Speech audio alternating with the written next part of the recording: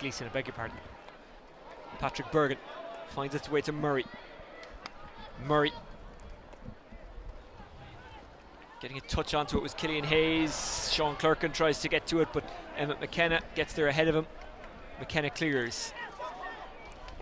Almost caught by David Croke. Scully moves it on. Here's Stuart Mullen. Loses it. Prendergast there again. Prendergast by any means necessary gets it to Neil Bennett. Bennett can't get the clearance away. Scully comes off Scully's stick, goes loose. They're looking inside for Clerkin perhaps. Clerkin just couldn't get it into the hand. Now it's Colin Devan. Late hit on Devan, free out. Yeah, that's a free out, but 3 and 6 for Faughs. Emmett McKenna and Prendergast have been absolutely spectacular all game. Every threat that has come in they've dealt with, and you know, to have a spine in your team like that really will stand the Faughs, and it's been a huge part of the reason they're in the final in the first place and their success all the way through this year.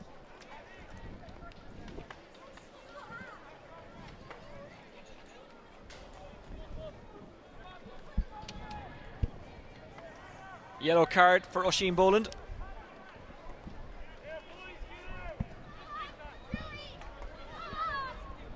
Yeah, and that's 3 of the brothers playing today, Oisin, Keane and Aina, and their dad Shay involved in the management, so that's 4 brothers for Plunketts, and it is really it's a family affair in Plunketts with the Brogans as well, so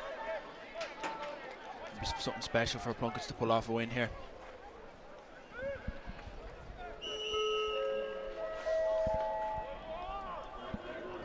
John Prendergast going for another long ranger, and he's got it. That is a sweet strike by Prendergast. His second of the second half, 1 from play, 1 from a free. Faughs looking good at this stage. 2-12 plays 1-8. Yeah, Prendergast is really coming into himself, and he said his hero is Ken McGrath, but he's really looking like a Ken McGrath himself down there. Isn't he just?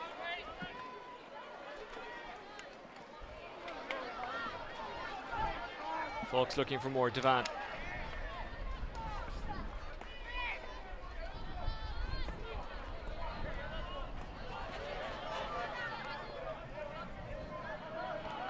They need a goal, and they need a quick. Sean Clerkin doing his best to keep possession. He couldn't, and it will be a line ball to Faughs. And just looking at the setup of the second half, it looks like Faughs have played a sweeper and Plunketts have matched that with the sweeper. But for me, if your team is losing, the sweeper isn't much use. You really should push up, and Prendergast is cleaning up back there as a free man, so Plunketts may decide to move their own sweeper up the pitch and try to get a bit more firepower in the front. It's actually Ryan O'Dwyer who said it a couple of years ago. He said he wants to become a sweeper because they're the ones who are getting all the All-Stars, because they're the ones who are getting all the possessions. Yeah, exactly. And I think Tyg de Burke is really the man that's brought that into the game, and Waterford and Derek McGrath have really shown that it can be a winning formula if used correctly, and a lot of teams are trying to implement it. But Plunkett's bringing on Finn Dunleavy there for a bit of extra firepower up front. He's a big tall man, so they might use him as a target man for puckouts. That's your Waterford bias coming out again, Owen. It's a regular theme of today. And nothing wrong with it, let me tell you. Folks on the ball again. Here is Fergal Heavey. Just went over the head of David Croke. Collected now by David Phelan, who got that monster point himself in the first half. Murray caught in a trap, but gets out of it really well. Good ball to Aina Boland. Boland is fouled by Peter Shaw. Boland goes quickly. Patrick Bergen. Bergen launches inside. 1-on-1 in the square. It's a good catch. Can he match it with the finish? Yes, he can. And Plunketts announced their arrival back in this game. Good old school full forward play and a very fine finish by Stuart Mullen. And that's why Plunketts would have put him in there. He's a big tall man, he's a target man, there's a great catch and score, and you can see him again after scoring the goal, shouting to his teammates, trying to lift them and get them back into the game. 2 high balls, 2 goals for Plunketts inside that square. They probably need to go more direct more often. Now it's collected on the run by Finn Dunleavy, who, as you mentioned, will add firepower. Just kind of miscues that one though. I think it's important for Plunketts now to get the next couple of balls and get themselves back into the game.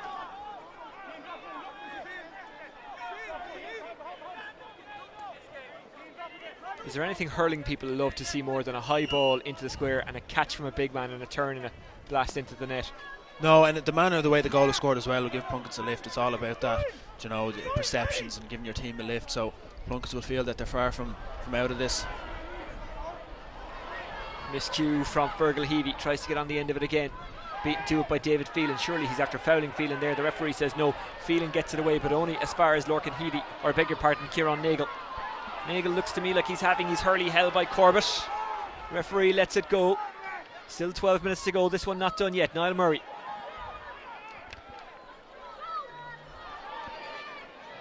Ball breaks for Faughs, collected by Neil Bennett, but a free is awarded to Plunketts, and it's kind of turning their way at the moment. You can see Niall Murray fist pumping, telling his team to keep it going. Will they go for the point here, or will they drop it inside the square? Stewie Mullen seems to be making his way into the square and not out to take the free, so it looks like they might be dropping it in. Keane Boland might be taking it. Well, there is a very stiff breeze which has picked up against Plunketts in the second half. David Crokes has gone off for Faughs. That's happening off camera. What's happening on camera is Cian Boland about to strike the free. That's his own 65 he's standing on. This one's going to drop inside, and it's somehow gone in, but is there a square ball or a foul? It doesn't count anyway. It's a real let off for Faughs. Yeah, and Faughs are having trouble under that high ball. That's the second or third that has gone in now, and Plunketts unlucky that was disqualified, but again it'll give them hope to push on again. Gleeson goes long, finds his man, but he loses it, and it's Corbett. Corbett bounces one for Killian Hayes. Killian Hayes can't get it away cleanly, but it does go out off the stick of Lorcan Heavey, and it's a line ball to Plunketts. 10 minutes to go, 4 between them.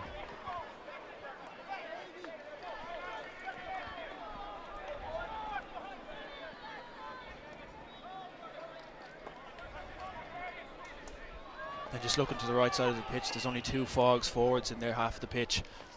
It's obviously that they're dropping back, and this will be a worry for mine for Faughs when you switch from what they've been doing right all game to trying to seal it out. Yeah, Crokes did that in the Senior A semi-final and almost lost it against Coola. Granted, Coola have an awful lot of firepower, so no matter what kind of way you set out against them, when they play well, it's hard to stop them. Plunketts win the line ball, and very clever stuff from Chris Bennett. He's just kind of sending it away, trying to waste a few seconds. Garrod Brady says, great service lads, I'm shouting for Ballyboden today from Mayo. Hopefully the lads will do it. Hashtag Bodenaboo. Well, I know in football there is a Mayo connection with the Basquels. I think they're actually Dublin lads, but they're relatives, much of their families from Mayo. I'm not sure what the Mayo connection is to the hurling team, but Garrod, hope you enjoy it anyway. That's coming up at 4 o'clock. Yeah, Niall Murray would be disappointed with that. There was a waste of possession, or excuse me, that was Patrick Bergen. They'd be disappointed with that. It was a waste of possession with a chance to launch an attack on the forward, so they'll need to work the ball better than that in future. That's a good take by David Phelan. Intercepted by Colin Devan. Coming away with it, Lorcan Heavey. Intercepted brilliantly by Patrick Curtin. Plunketts go long. It's a wide. An 8 for Plunketts.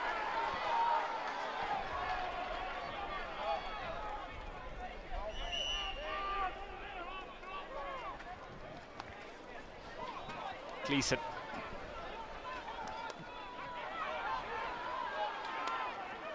Again, Plunketts win the dirty ball.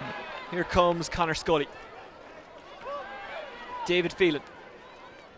Phelan measures one inside the square, but put too much on it. Turkin tried to block it, couldn't. Intercepted by Boland, who just about keeps it inside. Boland with options. Back it goes to Murray. Straight over is the shout from Boland. Straight in though it goes. It's another catch by Stewie Mullen inside. Mullen goes for it, takes his point, but he hits it wide. Yeah, and that was Finland Leavely there, and that was an unfortunate wide, but he's kind of taken on the Colin Cronin role from Coolidge. You know, he's trying to bring Prendergast out of that centre back position and try to create space for runners through the middle there. Yeah, Finn Dunleavy, not Stewie Mullen, I apologise. Boland tries to tidy it up. Good hook going in from Fergal Heavey. Trying to kick it as Jack McVeigh. Noticeably, Plunketts have got on top, but they're not as clinical as Faughs were when Faughs were on top. Line ball to Plunketts.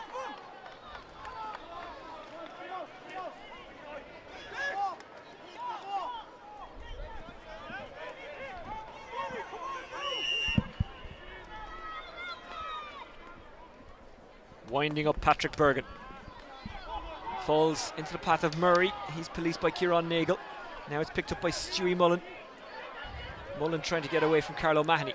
Murray with absolutely no room. Hits it down the alleyway of Prendergast. Finn Dunleavy is coming out to try and close down Prendergast. Prendergast does well. Pops it back. Cleared by Emmett McKenna. Phelan's under this one. Can't take it cleanly. Two Faughs men collide. Comes to Chris Bennett. Now it's Conor O'Shea who scored the goal. The second goal for Faughs. And at that stage we thought maybe they were going to pull away. Hasn't been the case though. Roll back by Dylan Burke. Patrick Bergen. Burke. Mullins under this, Prendergast under this. Bit of a battle of the giants there. Falls the way of Kieran Nagel. He's beaten to it though by Conor Scully. Scully can't get it cleanly into the hand. Now it's Jack McVeigh. And it's Boland. Boland looking for room. He creates room when there is none. Boland goes again. Had no real option there. Boland had no one to give it to. Prendergast lets it slip. Cian Boland chased after the ball. Free in to Plunketts. Yeah, and Cian Boland did very well there. You know, he made something out of really a chance where there was nothing going for him, and he kept at it, and he'll be delighted with a free like that. And Stewie Mullen will take his time over this to try and bring the gap back to 3 points. 6 minutes to go. Mullen, who's on a goal and 4.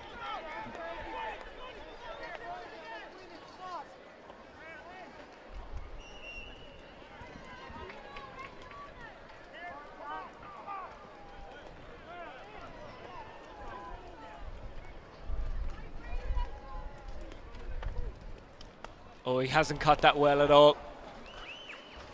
No, I'd be very disappointed with that. That was a chance for Plunketts to bring the gap back to 3, and you know they really need to be taking them chances if they want to be still in the game with the last 5 minutes to go. It was a tired mistake from Stuart Mullen. He's had a good game. Conor O'Shea rolls it into Kieran Nagel. Nagel back out. Chris Bennett. Bennett goes for it. And that's a big moment for Faughs. They went from almost conceding a point and it turning into a 3-point game to scoring a point and it now being a 5-point gap. Yeah, and that lifted the Faughs crowd over the far side there, and it was an important point. But looking at the two forward setups, there's a lot of space in Faughs which will suit them, and the Plunketts forwards are tight, they're packed together, which won't suit them as much, and it's a lot harder to create a goal opportunity when you're crowded. So we're once again into a position where Plunketts probably need a goal. They go long. Prendergast with an excellent catch. He's had a stormer of a game, and there he goes storming out of defence and winning the free, and look at the fist pumps from Faughs. Yeah, and you can just see how small the margins are, how a 2-point game or a 3-point game can turn quickly into a 5 or 6 point game, and Chris Bennett will take his time with this, and there'll be no rush at all to try widen the gap out again. Well, Joe Cunningham, the Faughs manager, will be trying to get the message out to his players. Just calm down, keep doing what you've been doing all game.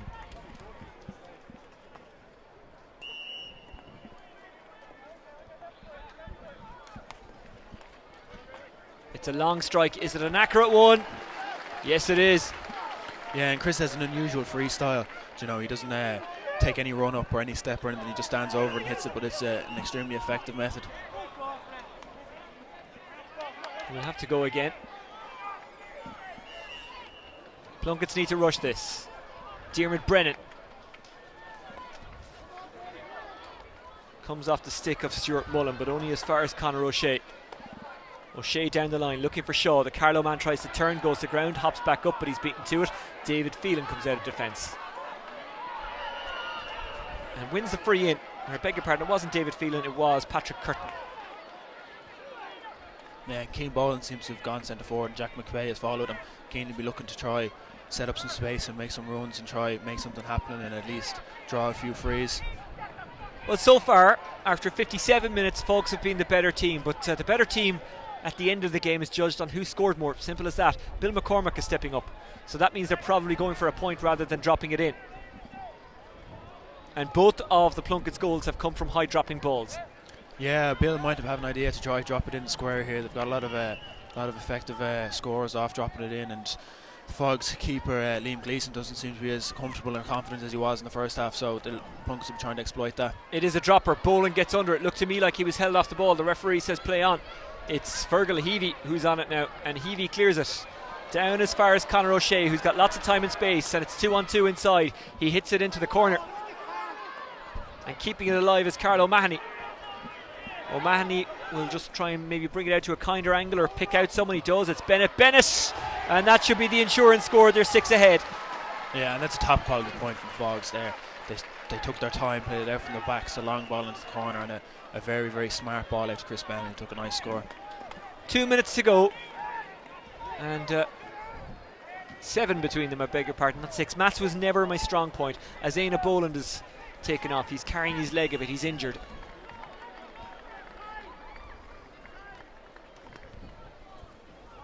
McCormack. Kicked on by Kieran Brady, only as far as a maroon jersey. Mullen. They've got a man down at the moment, do Plunketts. Coming out of defence is Colin Devan. Here's Conor O'Shea. O'Shea across the park. Murray's going to chase after this one. Can't keep it in. It will at the very least be a line ball to Plunketts, but they'd rather have kept it alive. Yeah, I think the ref is actually giving a free for a slide tackle there. Been another chance for Plunketts to throw a high ball on top of the square if they can get Bill McCormack out to it quickly. We're into the last minute of normal time. I can't imagine there'll be too much injury time, because there wasn't too many stoppages that I can remember in the second half. No, the second half has been a free-flowing game, and Chris Bennett is slow to give the ball back to Plunketts here. But it has been a free-flowing game, and I don't think there'll be too much added, but Plunketts would need something special now to come out with the win here.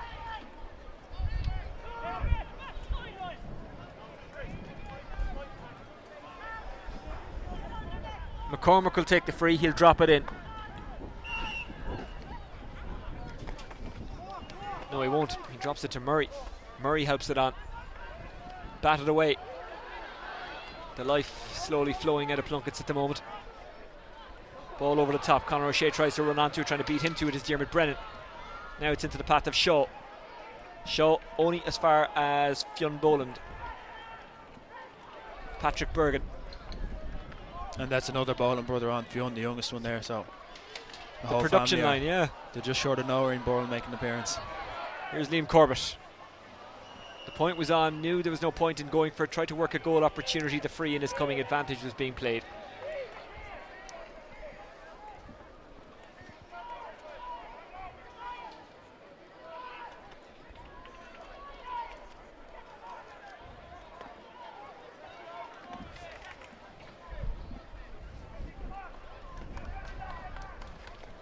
It's an awkward free for Stewie Mullen now. He's too far to go for a goal, but a point won't help Plunketts now, so he'll probably try to drop this around the area.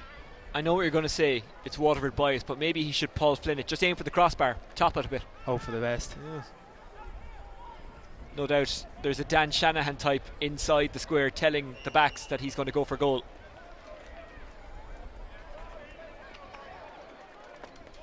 Mullen.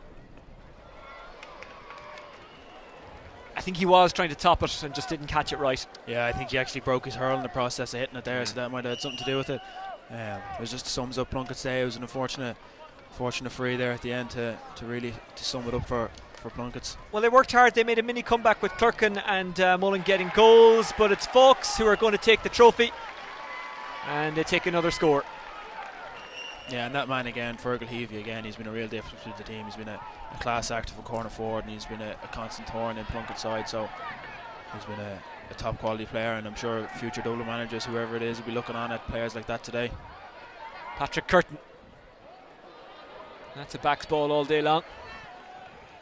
Folks seeing this one home. They'll hope that this is a stepping stone. Like a club of their tradition, Senior B titles is not what they're about, but when you're building back up and trying to get back to the top table, it all helps. It boosts the confidence. A bit of silverware never does anyone any harm.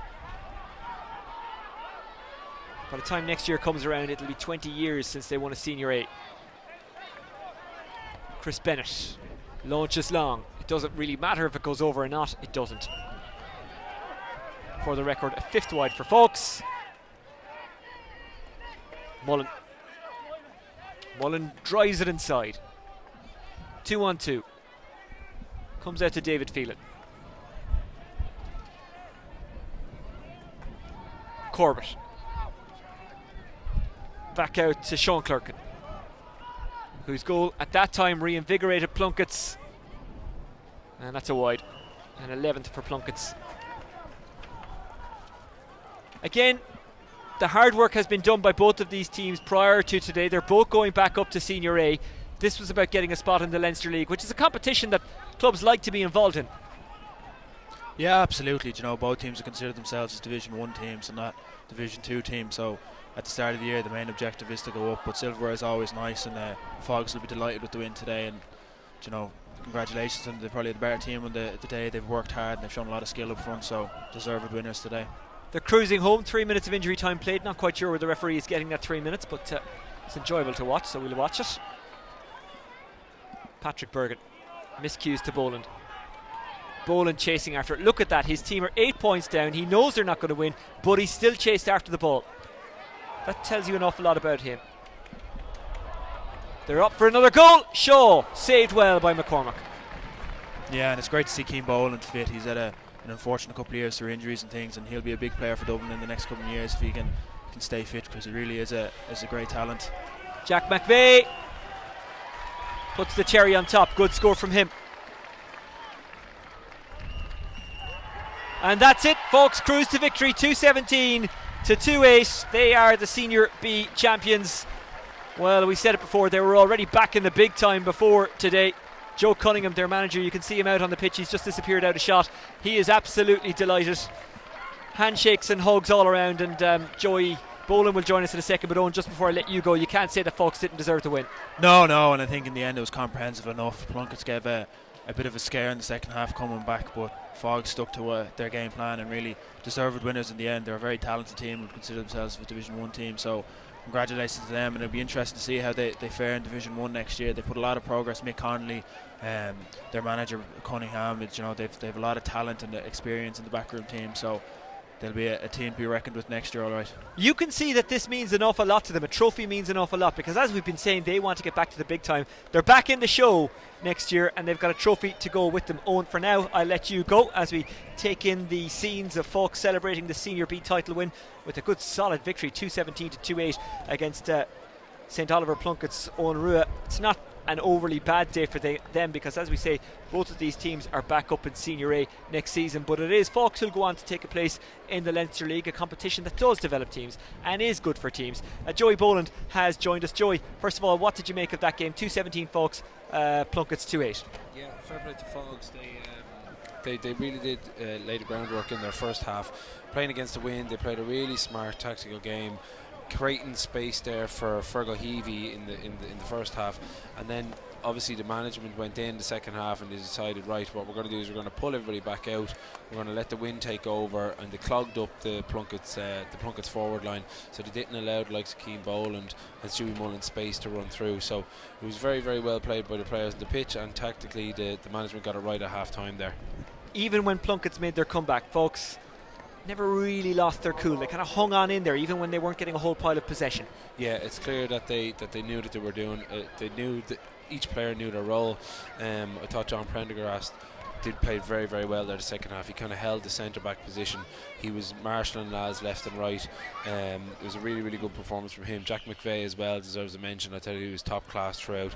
Really tenacious, really athletic player, and really came good there towards the end. I want to talk to you about Emmett McKenna and John Prendergast, who you have mentioned. That they have a strong spine, folks, and that's what they kind of built their team around for this game. Exactly, yeah, and the fact that they got off to such a good start, I think there were 6 points up there at half time. The two boys then made sure that their wing backs didn't go tracking up the pitch. They kept a good solid two-man midfield just in front of them, and then they played the ball into the corners of the second half, which is very, very good tactically. Well, folks were excellent in winning 217 to 28 against Plunketts. We will have the trophy presentation in just a minute or two. As you can see over on the stand, we're on the terrace side.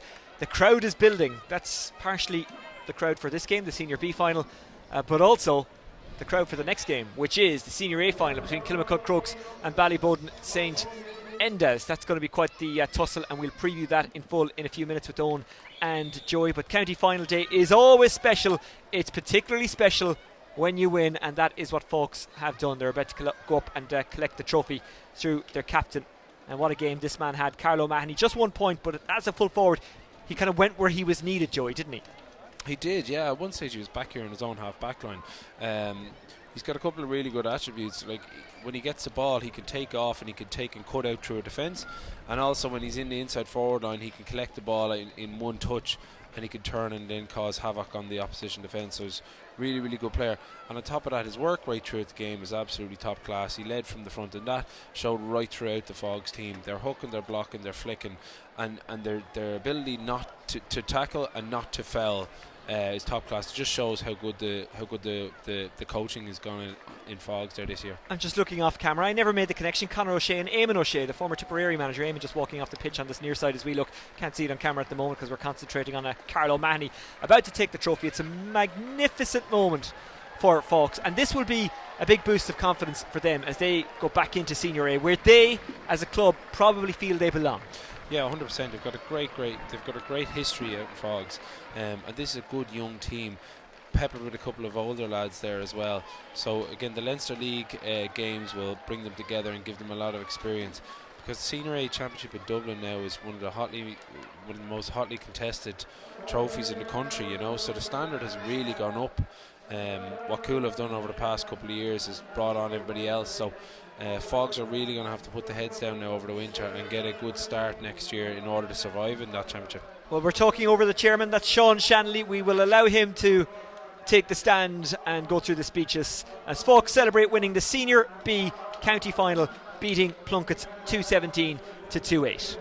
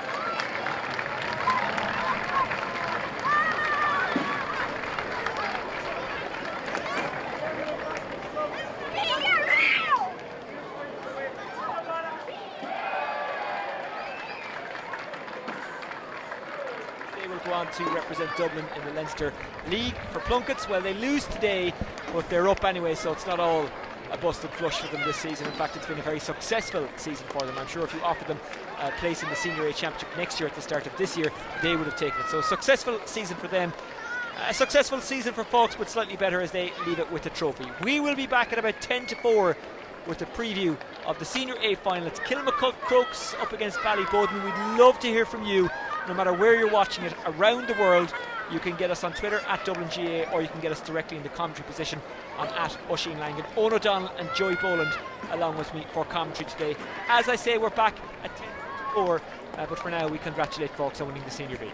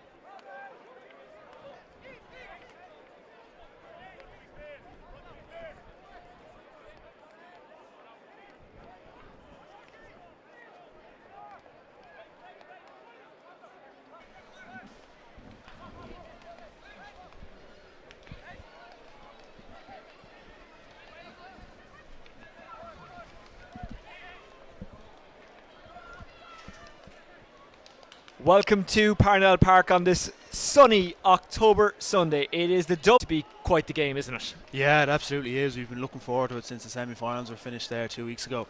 You can see Anthony Daly and Joe Fortune moving around the players today, and there's a lot of energy around Parnell Park. The stand is filling up. It's a lovely day, so should be a cracking game. And absolutely perfect conditions, as you say. That does make a difference to the players. It does make a difference to their mindset. Yeah, absolutely. Crokes and Bowden, they're both full with absolutely talented hurlers. They have a lot of quick forwards, pacey midfielders. This will suit them down to the ground. It'll suit. I'm not sure which team will come out on top because they both play similar pace, quick ball, a lot of skill. So I'm not sure which team will suit more, but we're in for a good treat today anyway. This is a special day for both clubs. It's also a special day for Dubs GAA TV. When we started this a couple of years ago, we broadcast the matches live via an app on a mobile phone when the network would allow it, and then 2 or 3 days later on YouTube the highlights followed. Today we're bringing you the Dublin County Senior Final live for the very first time, and it's an exciting day for us. We'd love to hear from you. You can get us on Twitter at Dubs GAA, or you can get me direct on at Oisin Langan. Let's talk about the matchups. Aidan Mellett, he's going to start for Ballyboden. He's not named to start, but we know he will. What would you do about him from the Crokes point of view? Would you stick a man marker on him, or how do you handle it? Yeah, Aidan Mellett, I was surprised to not see him directly lining out in the starting team, but we can be sure he'll feature at some stage. Bowden have a lot of talented corner forward, so it'll be tough for Crokes to really choose who is going to mark who. Bill O'Carroll and Jamie Clinton are both established man markers, but I can see Bill kind of chasing Paul Ryan around. They mark each other a lot of times in our own training, and that's a great matchup. Jamie Clinton could follow Aidan Mellett around. They're both quick and pace. Jamie Clinton can have a bit of that's Mellett's thing, isn't it? His pace, and that's the threat. It's his pace, and Bowden play to that advantage to where they're putting the ball without even looking into the corners for Mellett to run out to, and that's where Bowden got a lot of their dividend last week or 2 weeks ago was from Mellett in the corner taking his man on and turning.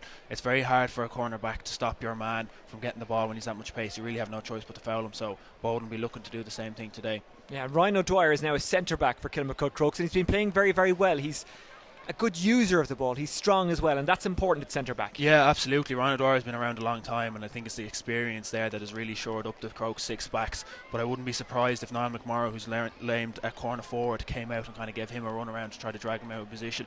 But Ryan O'Dwyer, as I said, is a lot of experience, and he won't be too slow to follow him around. So it'll be interesting to see the matchups. And a key one I think I've marked down could be Ross O'Carroll and Conor Keeney. They're two massive men. They're two men that have been around a long time. So that could be they don't step back, do they? A titanic battle there, and I think with Gary Maguire's puck outs, Keeney is a big option for them. So Ross and Keeney will be a big battle there.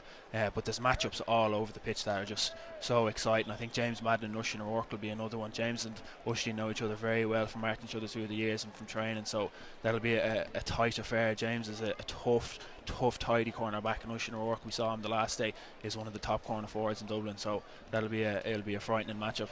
We'll talk about the managers now. Anthony Daly in charge of Kilmacud Crokes, taking over from his old player teammate Ollie Baker, who did win a title with Crokes, and Joe Fortune in charge of Ballyboden. Now, Joey Boland will be around for the commentary of the match, so we'll get his thoughts on Dalo, because he would have worked with him when Dalo was in Dublin. But you would have worked with Joe. What does he bring? Joe brings, he's a very passionate manager. He leaves no stone unturned at all in preparing for games. So Bowden will be really ready for this. And I think with Bowden against Vincent's and in their previous games, they've really peaked towards the end of the year, which I'm afraid a worry for me is Crokes really.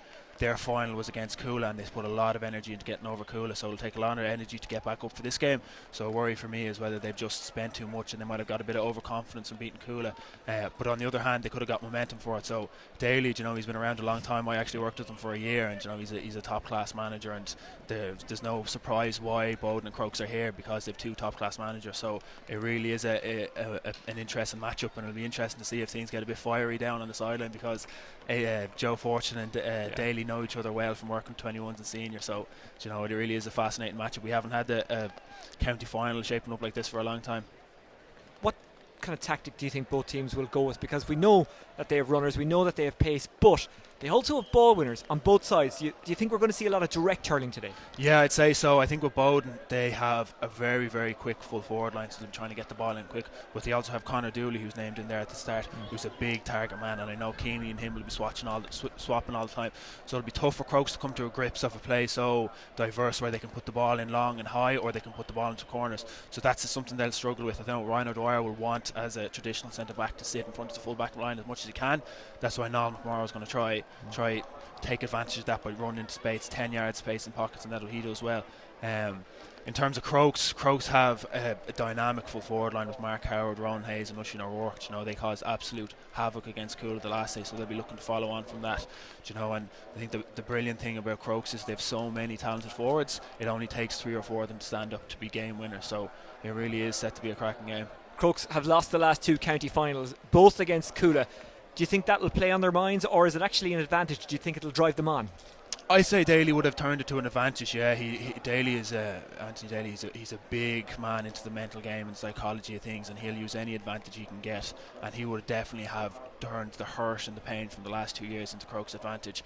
And he's brought an awful lot to Crokes this year. And you can see how confident they were at the end of the Coola game when Coola came back at them, and Crokes were sure enough in themselves to ride the last wave of Coola, who have won 2 All-Irelands in a row. So that's no easy task in itself. Yeah, it's going to be a tough one today. It's going to be a good one. Owen O'Donnell with us on analysis. He'll be back at half time. Let's have a look out on the pitch and see what's happening and see how both teams are preparing for the Dublin County Final. Coola not here today. Bit of a surprise for many, but maybe they just ran out of gas. It is Crokes, and as you can see down to the left hand side, Ballyboden, we're almost there. We're almost ready to throw in. We'd love to hear from you no matter where you're watching this game around the world. You can get us on at Dublin GA, or you can get us on at Oisin Langan. You'll get me direct in the commentary position. Gavin Riley is watching us, as he says himself, around the world in Knockline. Gavin, I hope you enjoy the day. Kilmacud Crokes, is the hurt driving them on or dragging them back? Joey Boland, what do you think? As Owen just pointed out there, Anthony Daly coming in this year, he's very, very good at psychology, so he will have turned the 2 losses from a negative into a positive.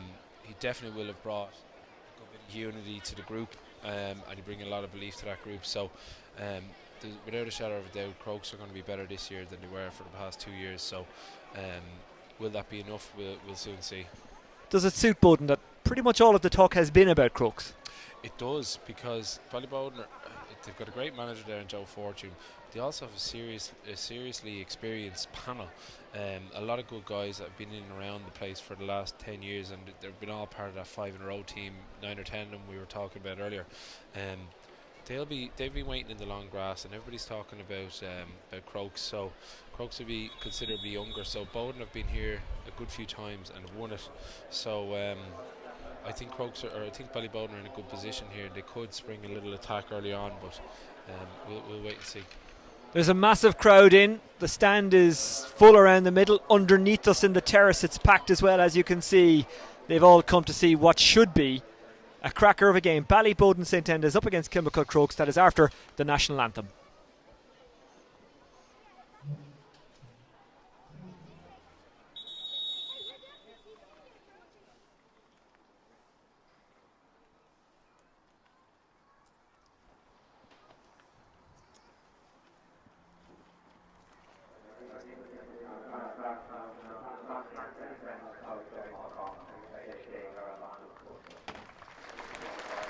Moment silence, perfectly respected, as you would expect from this crowd.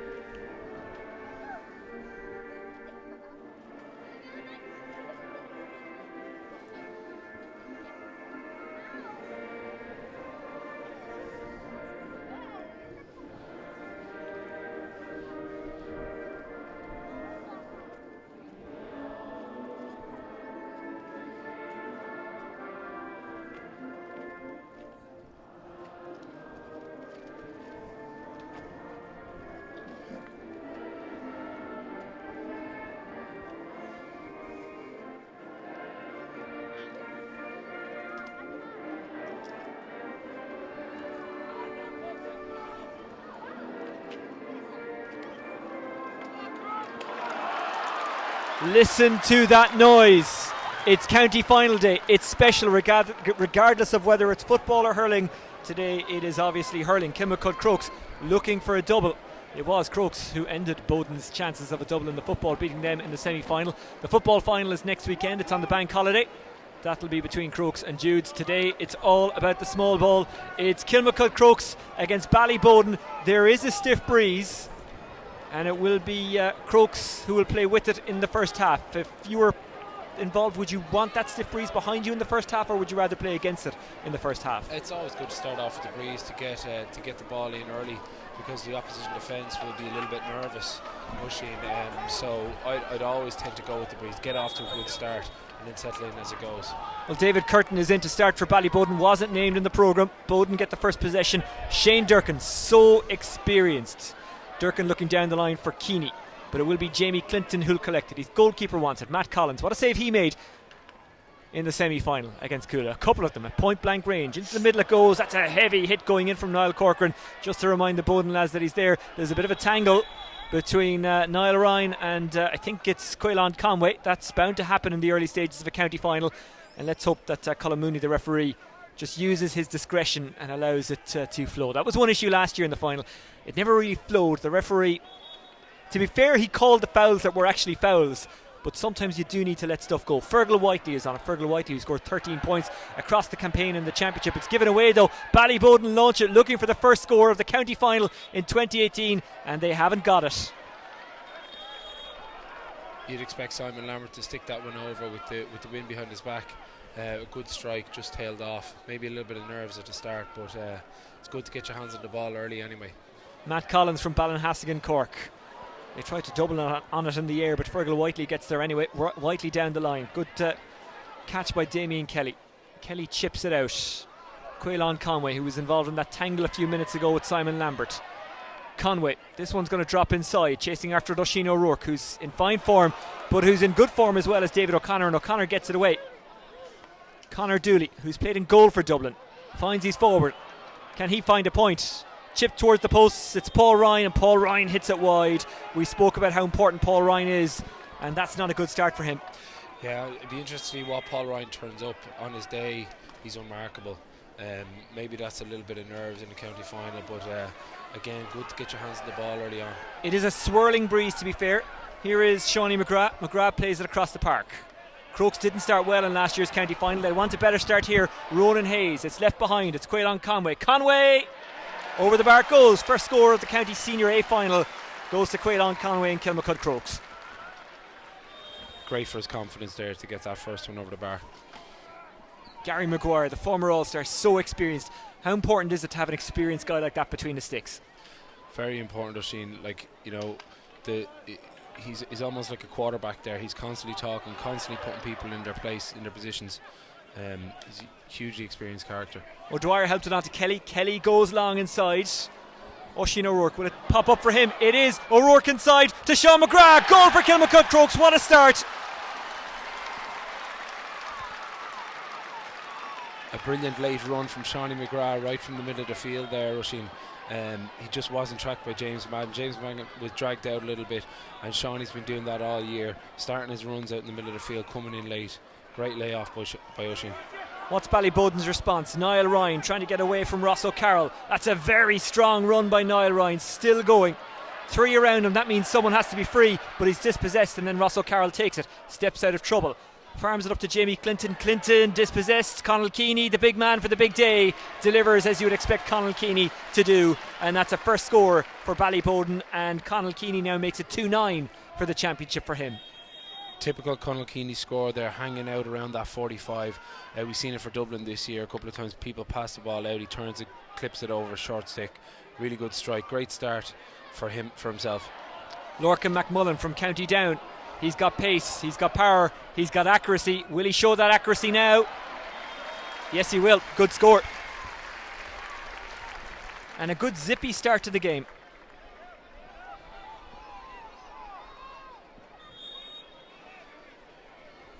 Very explosive run up along the sideline there, Oisin. David Curtin's marking him there, but I think David was over this side of the pitch as the ball broke. Crokes looked like they're working as a unit there, so when one player's going up one wing, they're dropping back around and helping each other out. They seem they're singing off the same hymn sheet. Dooley went long looking for Conall Keaney. He's always a good bet for a breaking ball. Here's Conor Dooley.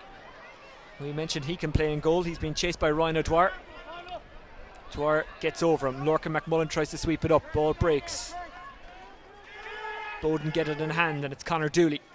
Dooley into a bit of free space. Niall Ryan tries to run onto it and does. Niall Ryan should be able to finish, and does. Very, very, very good ball across there from Conor Dooley. He could have played it back up the line here to Shane Durkin, but great vision across the pitch. Kilmacud Crokes are swarming into the defence, and that's the way to open it up. Hit the ball across the pitch into space. So many tussles going on out there.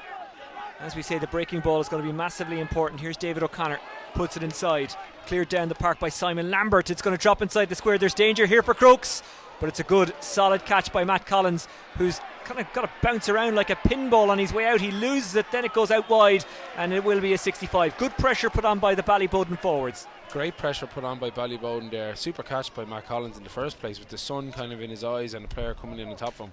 Really, really good hands. Ballyboden are really up for this. They're really high pressing up there. That turnover is massive for morale, and it'll give them oxygen now for the next couple of minutes. Paul Ryan hopefully has his shooting boots on here. Paul Ryan missed a shot from play a couple of minutes ago. A great start under us here from Doc O'Connor. He's won 2 out of 2 balls. He's really started well after just being announced late on. Paul Ryan. No, he's in the mood. And that's a fine strike. His first of the game. He's on 344 now for the championship. That's quite the tally. Brian O'Brien is watching in Bratislava. He says he's gutted he can't be there supporting Crokes. And a foul committed off the ball, and the referee says free in for Crokes, which Brian O'Brien will be delighted with. Yes, a needless free given away there by Simon, especially when you're playing against a wind like shots at goal, uncontested, and under that dropping ball. Simon's very good in the air, but he must have been playing the helmet or something like that. Mark Howard, originally from Passage West in Cork, lining it up. He scored 25 frees so far. Can he make it 26?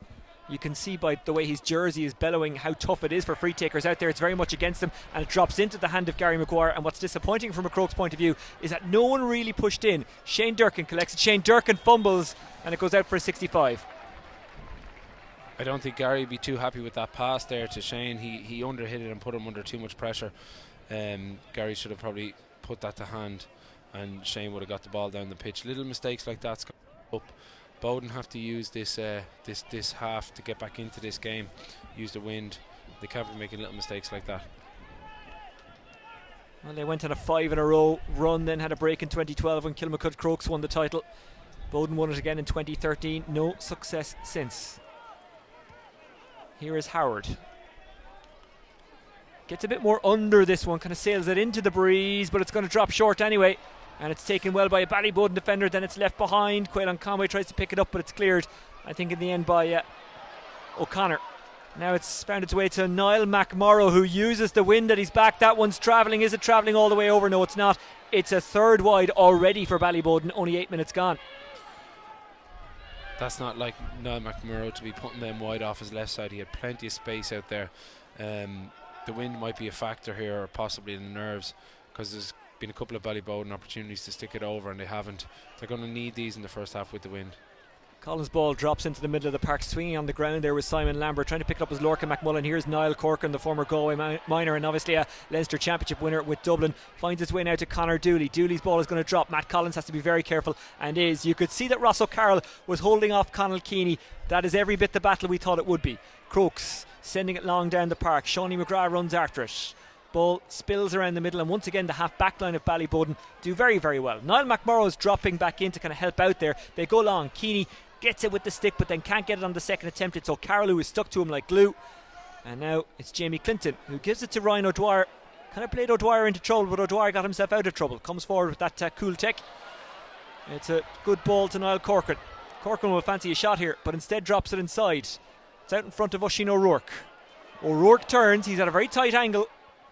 And O'Rourke, has he taken his point? No, he hasn't. It's a disappointing wide. Crokes' use of the ball there was top class. Ryan O'Dwyer using all his experience to spread it across to Niall, and again Niall, experienced head, drops it in front of Oisin. Really good use of ball against the wind. Ballyboden are kind of wasting the ball, shooting on the back foot and shooting from distance. They have to start playing the ball in a little bit lower, a little bit more controlled. Niall Ryan inside. Forward by Durkin, chasing after it McMorrow. He's not going to get there, but his teammate does. Turning and twisting is Paul Doherty. Doherty trying to get away from Bill O'Carroll. Doherty with a fresh air shot, runs into Ross O'Carroll.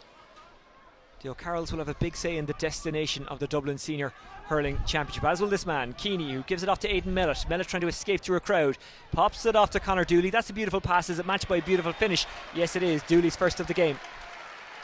Really good score there from Ballyboden, winning the ball deep. And again, Crokes are swarming that defence, but great spatial awareness to flick it out to Conor. Easy point. Cian McGowan down the line. A foul being committed by Ronan Hayes. Should have done better. Free to Ballyboden. With a big, strong breeze behind him. It'll be struck by James Madden, who's featured well for Dublin over the last couple of years. I think Paul might come out to have a pop at this, Oisin. Oh, he is indeed. Yeah, why not? Why not? With a win like that and a strike like his, you want to be taking as many of these as you can. They're all going to add up, because I can see that this game is going to be tight, hopefully right to the end. Incredibly tight.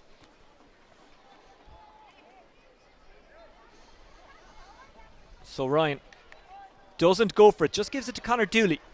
Dooley juggles, regathers, tries to get away from Ryan O'Dwyer. Dooley for the equaliser for Ballyboden, and he's got it. He's very, very dangerous. He requires watching. He's already got 2. Could be a bit of Joe Fortune over that point. He's very tactically cute, and I'd say that was a rehearsed play beforehand.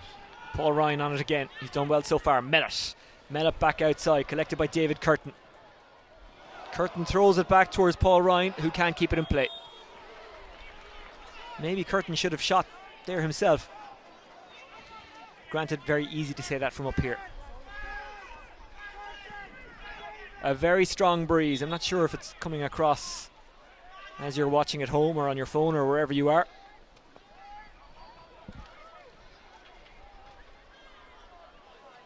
And it's one to battle for. It's picked up almost by Simon Lambert, then goes loose again. It's gone scrappy in the last couple of minutes. Intercepted by James Madden. Comes into the hand of Sean McGrath, the goal scorer. McMorrow can't get to it. Now it's Mark Howard. Mark Howard shoots from a very tight angle. It wasn't really on, and it is a wide, a second for Kilmacud Crokes. Disappointing wide there by Mark. When you win a ball like that in a county final, you know, he's eager to try and get his name on the scoreboard. He should use the ball a little bit better than that. Hit it across field to his other players. Dooley to Keeney. Keeney, what a stormer he had here against Kilkenny, until unfortunately he had to go off injured in that game. Keeney finds Curtin. Curtin up against McMullen. Or Mullen, I beg your pardon. Here's Morrow. McMorrow. And he hits it wide. 4 wides now for Ballyboden. That's another poor wide from Niall.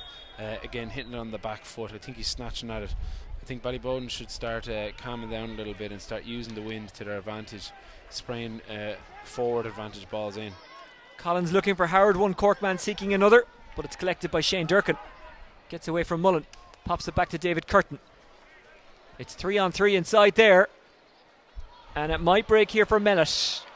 O'Dwyer tries to close him down, does well to break it to himself. O'Dwyer calmly slots it out to Niall Corcoran. One former Dublin hurler to another. Corcoran down the wing, looking inside for Ronan Hayes. Hayes hasn't won much so far. Well policed by Luke Corcoran. Here's James Madden. O'Dwyer read that one like a book. O'Dwyer winds up, sends it down the park. Oisin O'Rourke breaks out in front. Was O'Rourke held? He thinks so, but the referee says play on. Clever cornerback play by David O'Connor. Now it's guided to Paul Ryan, who's got time and space. This one is travelling. This one is wide. 5th wide for Ballyboden, and they have the breeze at their backs. And Joey, this is something you have said before. They really need to be taking these opportunities. Yeah, it seems like a couple of the players have gone out there and they're kind of playing for themselves. There's no system in place. When a player gets a ball like that standing, like Niall McMurrough, Paul Ryan there should be some sort of pattern of play that they can play it into the inside forwards. They've wasted 5 opportunities there. They could be up at this stage. We had rain pre-match and the conditions are slippy, as you could see there, but Cian McGowan does play himself out of trouble, looking for Quaylon Conway. Conway trying to shake off Simon Lambert. Conway and Lambert going at it. Into the corner it goes, and Ronan Hayes, who's as comfortable on low ball as he is high. Commentators curse. Luke Corcoran does well, guided into the path though of Niall Corcoran, who puts it down towards Ronan Hayes. Hayes can't get there. He was beaten to it by McMorrow at the cost of a line ball, but it was still good defensive work by McMorrow of Ballyboden. Brilliant tracking back there, rushing by Niall McMorrow, because Ronan was in there. If Niall didn't do that selfless run all the way back in, great flick. Niall McMorrow has been playing a lot of hurling over the last couple of years out around the middle of the field. Top class tackler and top class work rate, so very well done by him there. Ronan Hayes about to strike the line ball. Making a break for it is McMullen. Goes low. Back it goes to Fergal Whiteley. Fergal Whiteley lets it go. Fergal Whiteley gets his first score of the county final. He worked that line ball well between himself and Hayes, and Crokes back in front by 1. A nice little set play there by Fergal, and there's a man on form. He just literally caught the ball, struck it straight between the posts from the angle. Brilliant. All the talk obviously has been about Anthony Daly regards the management of Crokes, but they've got Richie Stakelum as well. He's a man you would have worked with as well. We'll come back to that in a second, because Mellett is looking to size through, gives it off to Paul Doherty. Doherty for the equaliser, pulls it to the near side and wide. Richie Stakelum, he makes a big impact regards Anthony Daly and his management system, doesn't he? Definitely. He's the calm one. He's the one. He's the good cop. He's the good cop. Yeah. Anthony brings all the passion and Richie's the tactical man sitting in the background. He doesn't say that much, but when he does say stuff, hard to get there, and does. O'Rourke to Mark Howard. Thought about the shot, then ran it instead. Howard still going. Howard ploughs on. Howard over carries, free out. Just a surprise with that one, Oisin. I thought that there might have been a free in there, but for a chop, but that'll give Ballyboden a little bit of oxygen now. Well, we mentioned Ballyboden not taking the opportunities that they should. It's the same with Kilmacud Crokes there. Howard will be desperately disappointed with that. It just goes to show, though, Oisin, that they do have goals in their mind. You know, the goals are going to win this game, and the first one that Crokes got against the Wind is going to have a big impact come the end of the game. If Crokes get 1 or 2 goals in this half, it'll make a huge difference. Gary Maguire launches it. Dooley's under this one in the square. Dooley! It's gone in, and it's a goal for Ballyboden. What a finish by Conor Dooley. Route 1 stuff, but it was effective. Very difficult one to defend there, Oisin. Very difficult. The keeper literally doesn't have a chance. It could pop in off anybody's stick. Well, Ballyboden are making a change. It is Conor Dooley who is going off. Conor McCormack. Conor McCormack has come in. Well, that's an interesting change. Is he injured? If he is, he's done very well to get the goal. No, it's wrong. It's wrong. Yeah, no, it has to be wrong because he's not injured. Ball goes into the middle. It's caught well by Simon Lambert. Ballyboden on a high at the moment. 12 minutes to the break. Simon Lambert wide. Boden lead by 2, but they've hit 7 wides. Dooley's coming back in. So who's going out?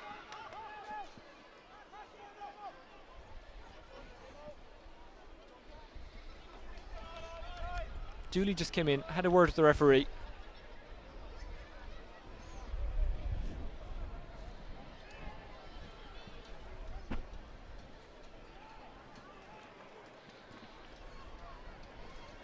Well, I'm sorry for the confusion. Let me just try to explain it in as much as we can. A change was made. Dooley was taken off. You could see straight away that Dooley was confused, as were the management of Ballyboden, because they were saying, well, that's not the change that we wanted to make. Conor McCormack came in. I think it's Paul Doherty who's going to go off. Yeah, it is Paul Doherty who'll go off. So Dooley will stay. That would be a bold move, even by Joe Fortune standards, taking off a guy who scored 1-2 19 minutes into a county final. I was thinking he could be doing a Peter Canavan or something, you know, take him off and bring him back on. That goal is going to give Boden a huge lift. After missing 5 or 6 shots there, they're right back in this game. They're up by 2, and they still haven't started shooting at all yet. Ross O'Carroll and Conall Keane are having a great chat on the pitch. I wonder what they're talking about. Probably the football over the weekend. Here's Shane Durkin. Durkin with his goalkeeper to get him out of trouble. It's Gary Maguire. He's been closed down by Sean McGrath, but he stays really cool under pressure to get it to Madden. Madden picks out Paul Ryan with a beautiful ball. Paul Ryan floats this one towards the goal. It's all going Ballyboden's way at the moment because that's a good score. Ryan's first from play, and Boden lead by 3. Great strike by Paul Ryan there off his left side. That's the first one that's dropped over for Ballyboden so far. Matt Collins goes long with his puck out. It hasn't worked out. It's a line ball to Ballyboden just inside their own 65. In the shadow of the terrace here in Parnell Park, which is really, really packed. Great atmosphere around the place. Crokes have lost their way a little bit since that goal. They don't seem to have much energy as they had at the start. They need to get back into this and get 1 or 2 scores to keep that scoreboard ticking over now. Ever since Mark Howard was blown for over-carrying when he was bearing in on goal, Ballyboden have been on top. Well, maybe, do you know what? Maybe Ballyboden have been on top all throughout. They just hadn't taken their scores up to the last couple of minutes. Yeah, well, if you think about it, if they did get over them 5 or 6 points, you know, they'd be 8 or 9 points up now at this stage. Referee will throw this one in. Ballyboden, such a strong recent tradition. Speaking of strength, here's Conall Keane. Keane tries to take it, but it's Ross O'Carroll who has it. O'Carroll is fouled. Free out.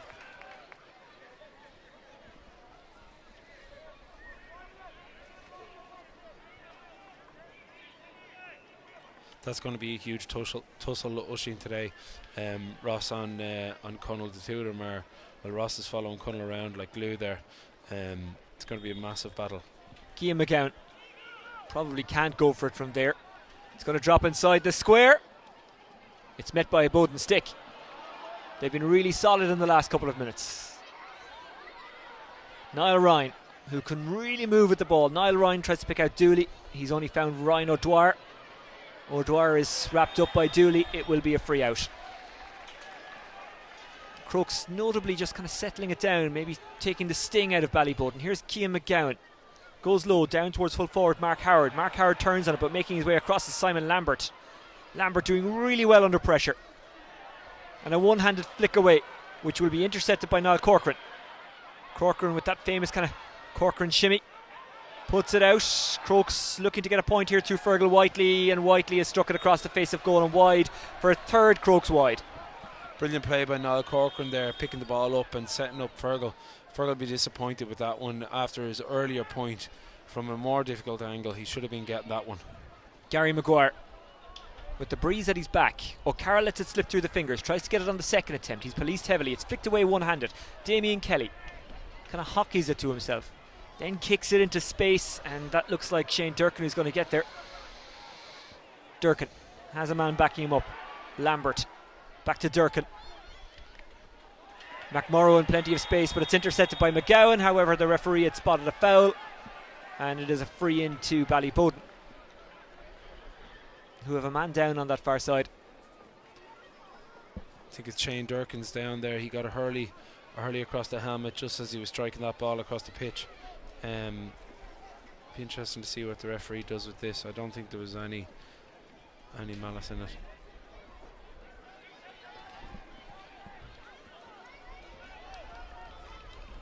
And 23 minutes in, what do you make of it so far, Joey Boland?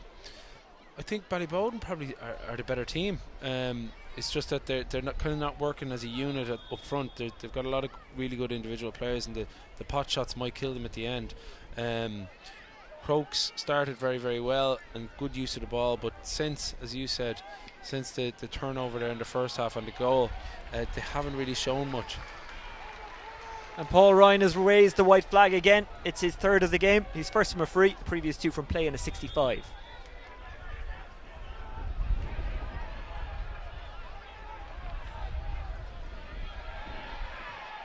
And there's a little bit of jostling going on, cleared by Niall Corcoran. McMorrow chases after the loose ball, and it is again Simon Lambert who steals away with it. Ross O'Carroll is under it. Ross O'Carroll can't take it cleanly, but Jamie Clinton can hoover it up. Clinton looking for Niall Corcoran as an out ball. Damien Kelly Damien Kelly had plenty of green to run into, but he just goes direct instead against the stiff breeze. Mark Howard can't keep it. It goes loose. Pulled on by a Ballyboden defender. Into the path of Quaylon Conway, who lets this one go. Quaylon Conway, and over it goes. And a much needed score for Kilmacud Crokes. A second for Quaylon Conway. And it's a 3-point game with 5.5 to go to the break. A great strike there from Quaylon Conway, and much needed point. Ballyboden's intensity in the defence is something very notable there. They really are attacking the ball. It's very difficult for Crokes to get their hands on the ball up there, especially against that wind. They can't be scoring points from too far out. So Ballyboden defence seems to be on top at the moment. Notably Doc O'Connor again, he's doing very, very well. Simon Lambert doing brilliantly there. Dean Kern adds a serious amount of strength in that full back line. Niall Bean is watching in London. He says give a shout out to Beano and Brixton. Gutted to be missing out on today. Well, you're not missing out, you're watching it live, and we're glad to have you with us, Beano. Hope you're enjoying it in London. Gary Maguire. It's a good one-on-one battle there. Niall Ryan tries to keep it in and does really well. I thought he did, but he just ran out of pitch, and it's a line ball to Crokes. It's kind of slowed down in the last couple of minutes. It's turned into kind of an arm wrestle. It's hard to know what to do with them Plunketts, Oisin. You know, you can say launch it long, but if Kilmacud Crokes are dropping men back underneath into the 21 there, you say spray it wide, and then it's often difficult if you don't get the ball in your hand first time to do anything with it. So interested to see what Gary does with the next one.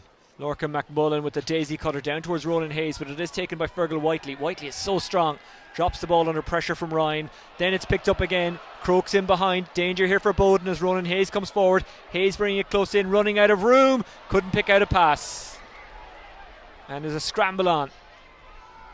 Bodies being thrown in there, the referee gives the free out. That's a real win for Boden. Brilliant tracking back again by Niall McMurrow, absolutely fantastic. Another man would have dragged him down or given away a chop. He stayed with him, made him make a decision, and then the ball was hand passed over and Ballyboden come out with it. Really, really good defending. Them type of selfless runs are massive for Ballyboden. Which we could see as well, Crokes have an eye for goal. They're looking to run through the middle. And they're having a little bit of success, but a couple of miscues and a foul or two, and they haven't been able to do as well as they'd like. Here's Conall Keeney, who's done very well so far. Commentator's curse, he hits Boden's 8th wide. Oisin, yes, another disappointing wide there for Conall from a really experienced player. These wides are all adding up. Matt Collins was going short. Boden have pushed up, so now he's got to go long.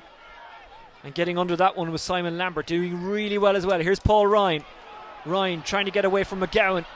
Ryan with plenty of space to run into. Dooley's lurking inside. Instead he goes outside. Oh, it's dropped. And it was Conor McCormack who couldn't quite get it. Now it comes back out to Niall Ryan. Niall Ryan hits it high. Does he hit it over? No. It's disappointing there for Conor. Conor should have, if he had collected that first time, maybe the pass was a little bit off, but if he had caught that first time, it was a sure goal. Would have been a massive turning point in the match.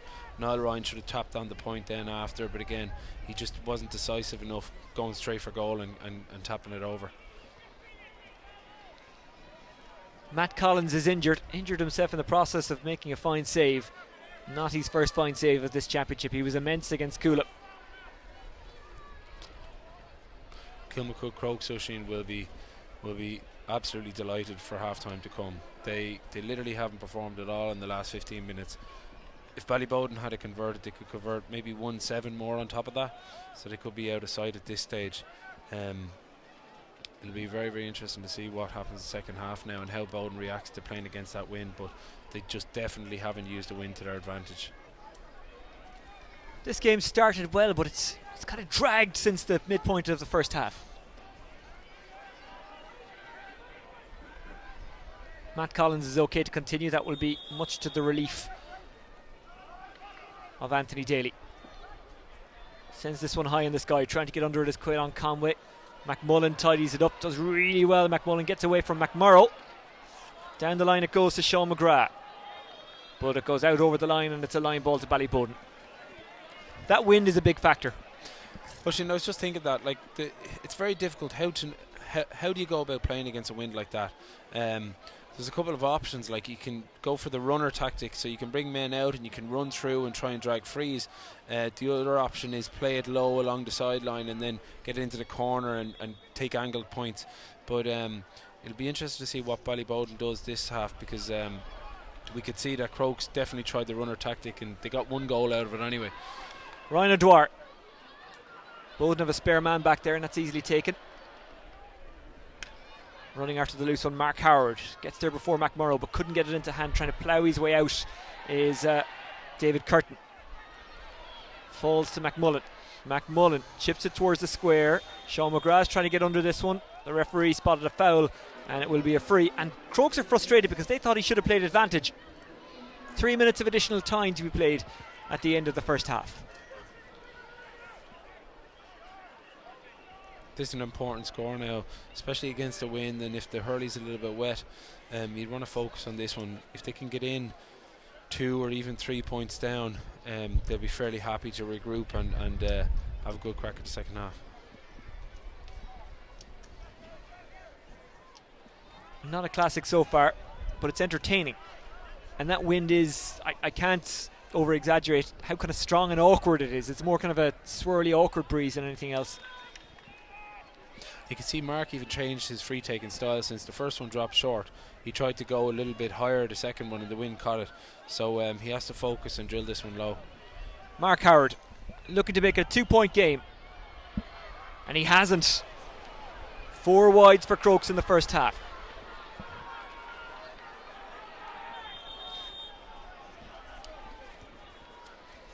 Earlier on, Faughs winning the B final. They will contest in the A Championship next year, as will Plunketts. That was known before the final.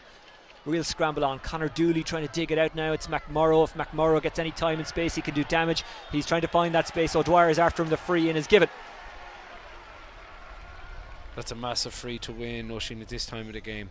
If Paul converts his 4 points up, at least it's a little bit more rewarding than what they probably deserve to be. Maybe 5 or 6 or 7 points up at this stage. Lots of eyes on this final from outside of Dublin. Obviously the All-Ireland champions of the last 2 years have come out of this county. That is Coola. And twice in the last 2 years they beat Crokes in the finals. Paul Ryan does what you'd expect Paul Ryan to do and knocks over his 4th of the first half.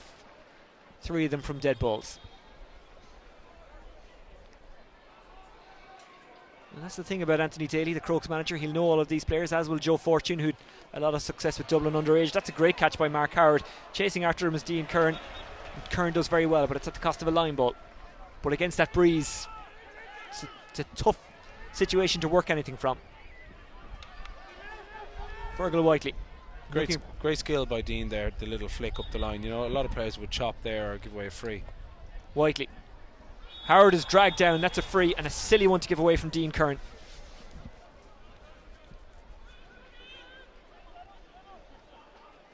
And even against this breeze, you'd expect Mark Howard to put this one over and make it a 3-point game. Most likely this will be the last puck of the half. 3 minutes of additional time allotted. We're now into the 250s. Often with a wind like this, Oisin, it's a pick-up. As you're going from the hurley to the air to the strike, often a bit of wind can take the ball and set you off. So here's Howard. No mistake this time. Mark Howard gets his first of the game. Kilmacud Crokes first from a free, in fact. And the referee blows the half-time whistle. Ballyboden 1-8, Kilmacud Crokes 1-5. What have you made of it so far, Joey Boland? It's been an interesting game. It's been very tight. I don't think Crokes have started as well or have shown as good as they can be. Ballyboden, it's just down to missed opportunities. They had 6 or 7 and the goal chance was a massive turning point there. So Kilmacud Crokes, it'll suit them in the second half. They'll have a little bit more space with that wind, and it's all down to see how does Ballyboden react. How do they react to playing against the wind? What way do they go about it? And do they have the legs? Because there's a lot of talk around that Kilmacud Crokes are fitter. So Ballyboden probably needed to be a couple of more points up than that at half time. They've missed an awful lot. Ballyboden with 9 wides. What does that do to a team? 9 wides from experienced players as well, Oisin. Like, you can look at it 2 ways. At least they got the opportunities, but in each of their players' heads, the confidence might be a little bit down, and shooting in the second half then against that wind, you'd want to have full confidence in your strike, and if they're not striking the ball over with the wind, against that wind it's going to be a little bit more difficult. So it might be a bit of a negative on the players' minds in the second half.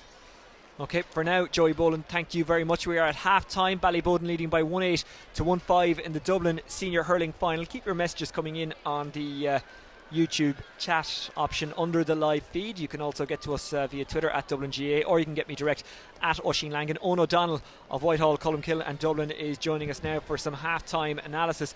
Owen, what did you make of it? Yeah, it was kind of a disappointing first half, to be honest. It wasn't really the start we were hoping for.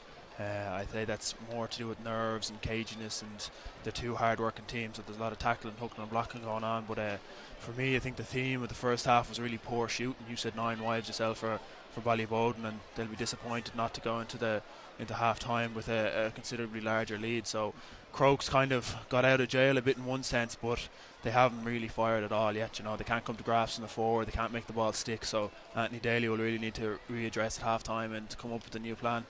And what do you think will be said in the dressing room? So we'll start with Kilmacud, Crokes and Anthony Daly. Yeah, well, they haven't been firing at all. I think Daly will be going off the walls now. There'll be power right thrown. Do you go around off the wall, or do you just give calm instruction? What do you do? I don't know. In a case like as a player, what would you want now? What would you need? Looking on now as a player, I'd like a pent-up dressing room now. I'd like to see players getting going, because it just Crokes weren't firing there. They couldn't seem to get any sort of intensity into the game. They were playing completely on Bowden's level.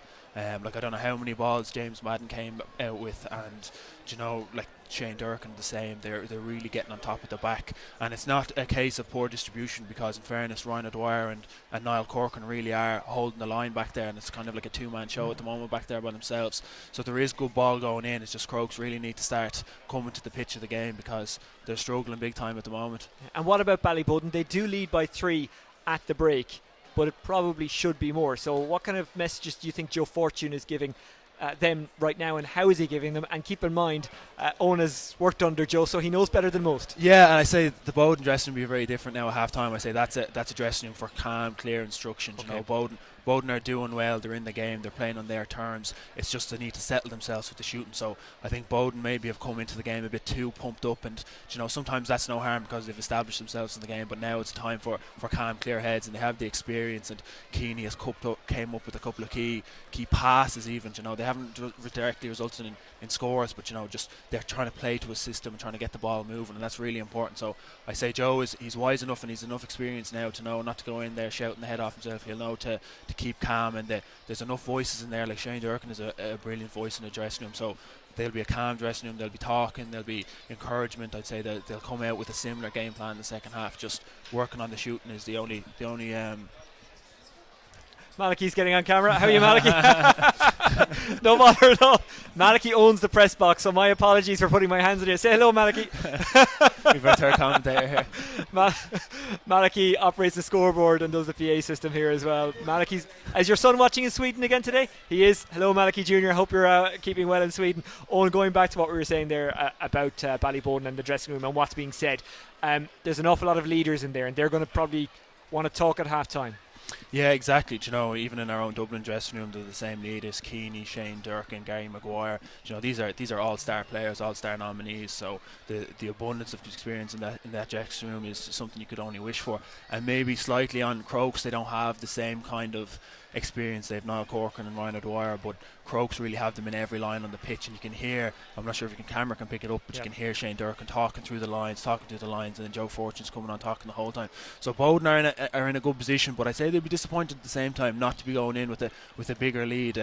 Paul Ryan with a great run through the middle, and just a slightly off pass to Conor McCormick, which could have resulted in the goal and really would have put them out of sight at half time. But no, I said in the last game, no game was won at half time. We saw Plunketts came back, and I say Crokes will do the same. They'll come back out gunning. And is it an advantage, Crokes, as we go into the second half, given that they will have that very stiff breeze at their back, and that breeze is a factor? We've seen it. Exactly, yeah, the breeze is a factor, and Crokes will take any advantage they can get at this stage. I think Mark Howard had a tough first few frees. He came to grips with it on the last one, so he'll be looking to take confidence from the last one. And Oisín O'Rourke is a very experienced free taker as well, so they'll be looking to the likes of them. But for me, Bowden have got their matchup spot on. In the Bowden backline, they really have got on top. So Ronan Hayes, who was in flying form against Coola, has been kept relatively quiet. Same with Oisin and same with Mark Howard, who seemed to struggle to get into it. And you made the comment yourself, when Mark Howard was blown for steps running through the middle, just seemed to suck the energy out of Crokes. So Daly will be trying to energise that dressing room as much as he can. And Richie he'll be going around. Richie Staken will be going around one-on-one, giving advice. And because Crokes are far from over, and they're a very. They haven't got the likes of Quaylon, Fergal, Oisin O'Rourke or Ronan Hayes into the game yet, particularly Ronan Hayes, who can win ball. Yeah, exactly. But they're the type of players that even if they're not involved in the game, all they need is a 1 second light switch moment that Ronan Hayes can turn his man and it's a goal on. So I wouldn't be ruling Crokes out by any stretch of the imagination now. Just they need to get back to the principles of what they did for Coola. And I said it before the game that a big worry for me was that Crokes used an awful lot of energy getting up for the Coola game, and that was essentially their final. So it's kind of a roller coaster emotion where you're on this high after beating Coola, and then suddenly you have a 2-week break. You have to get up for another game as well, and it's mentally very tough. So maybe Daly and the Crokes management team kind of underestimated that maybe a bit going into this, because they seem flat and lethargic out there. But 15 minutes is a long time at half time to readdress things. Those are the thoughts of Owen O'Donnell of Whitehall, Colmkill and Dublin. We'll be getting the thoughts of Joey Boland throughout the second half, which is coming up live. Kilmacud Crokes trailing Ballyboden 1-8 to 1-5. We also want to hear from you. You can contact us via Twitter at DublinGA, or you can get me on at Oisin Lang. And also there's the chat option on the YouTube stream that you are watching now. We're delighted to have you with us. Remember, you can watch back this game or the last few if you want to, and obviously next week we'll have the football final. That's Bank Holiday Monday. That's St Jude's against Kilmacud Crokes. The double looking dodgy at the moment. Crokes 3 down at the break. Let's have a look out onto the pitch, because this is something magnificent that happens in Parnell Park at half time in matches. The kids allowed out to have a puck around. Lovely weather out there, the pitch in perfect condition. A lot of rain fell on Dublin in the kind of mid-morning, but the pitch is holding up. Owen, this is a really great sight. This is a big part of not just county final day, but all GA occasions here at Parnell Park, and it does count for something, doesn't it? It absolutely does. I have very fond memories myself of being at the county final and out on the pitch pucking at half time, and you almost feel a lot closer to the players, and it adds a very personal aspect to it. So and it's a lot of mothers and daughters poking out their fathers and sons. It's a really family affair, county final day in Dublin. So it's a special thing that you love to see thriving in the GAA. That you'd never see this at half time in a soccer game. It's just unique to the GAA. So it's a great tradition, and hopefully it continues for a long time. I saw it at the U Arena in rugby last night. Ulster losing out to Racing 92. Granted, it's easier to do it there as the pitch is synthetic. Justin Lawrence has been in contact via Twitter. Justin and Senan are in Pennsylvania enjoying the match.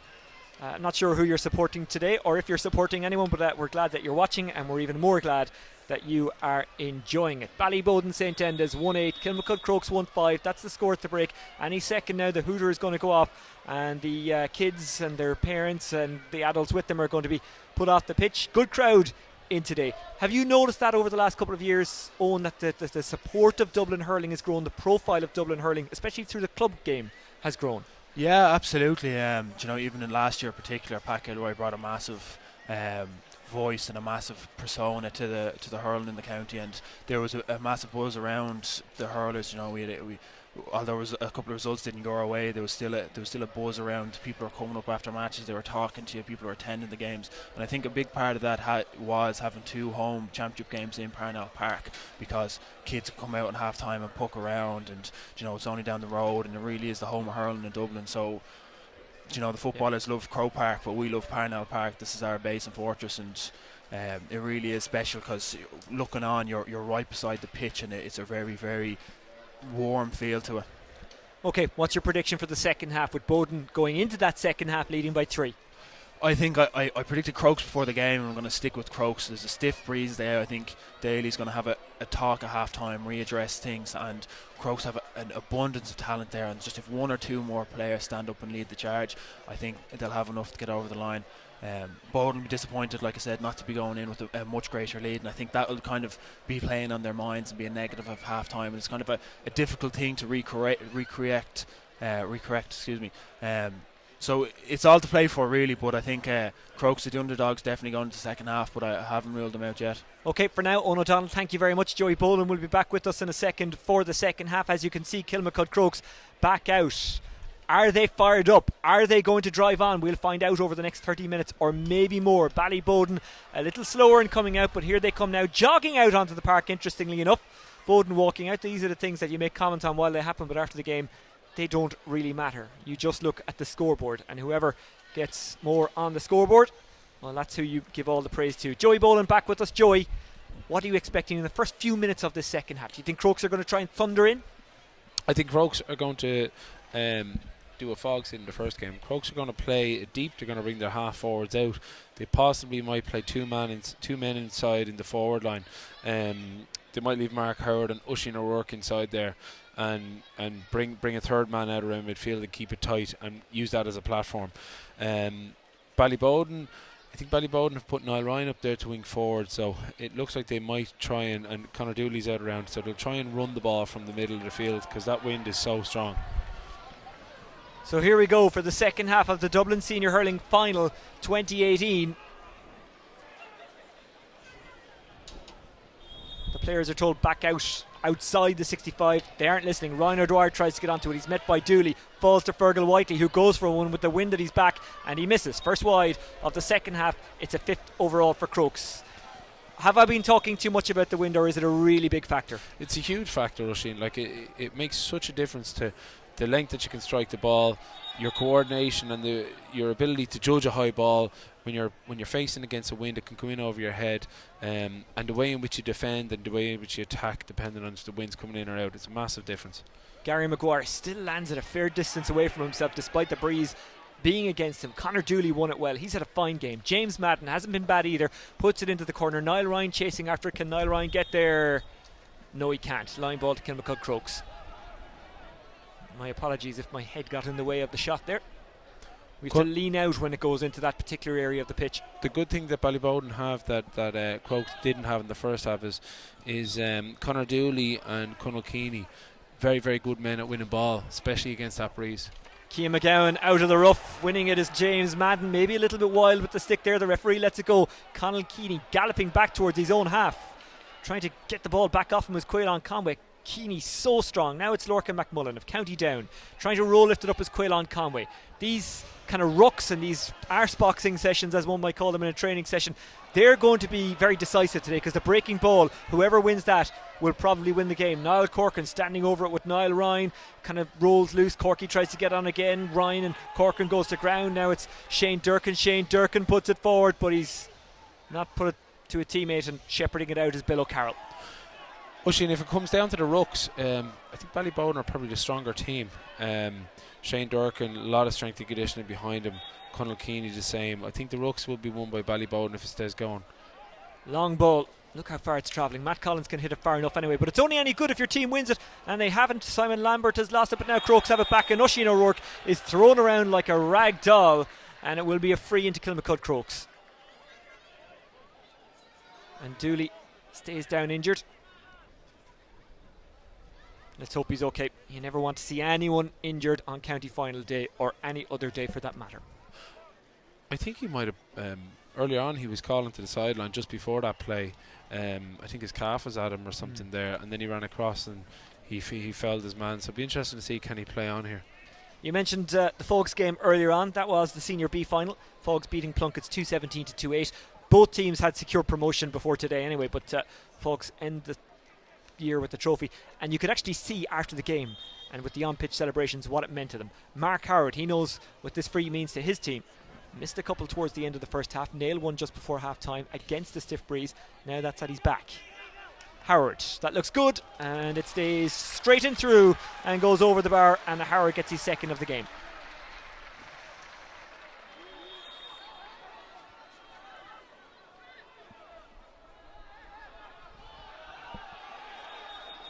And now Boden have another man down, James Madden. The cynics among the Kilmacud Crokes team and side and fans think maybe that's done on purpose. Shane Durkin racing after it is Paul Ryan. With them is Cian McGowan, matching him for pace. Ryan guides it back inside, but only as far as a purple and gold jersey. It's McMurrow who can't gather it though for Ballyboden. Niall Ryan onto it now, up against Niall Corcoran. So many of these scrambles happening. The bodies will be really bruised after this game.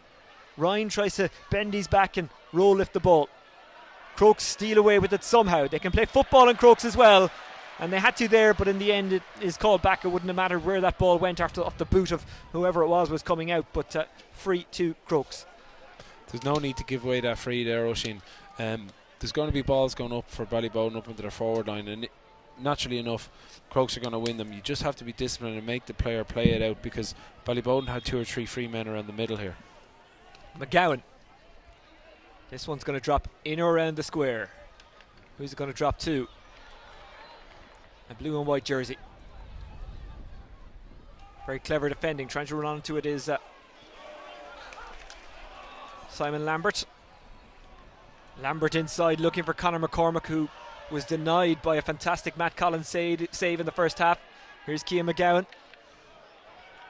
McMorrow's under this one. Does really well. McMorrow tracked by Healy, but gets it away to Keeney.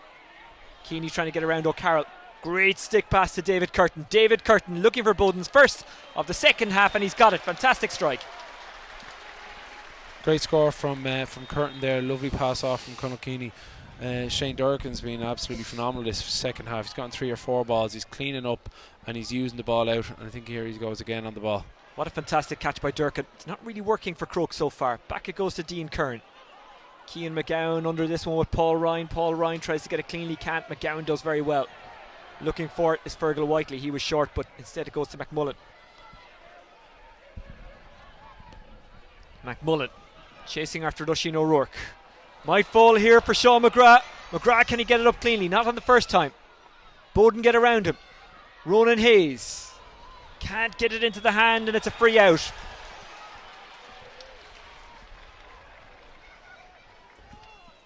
Unlucky there, Sean McGrath. He nearly got onto the break again, starting his run like we said earlier from deep, coming in late. The ball nearly hopped up from. That's a clear tactic from Crokes this half, to start the wing forwards and the centre forward running from the halfway line late into that diagonal ball in.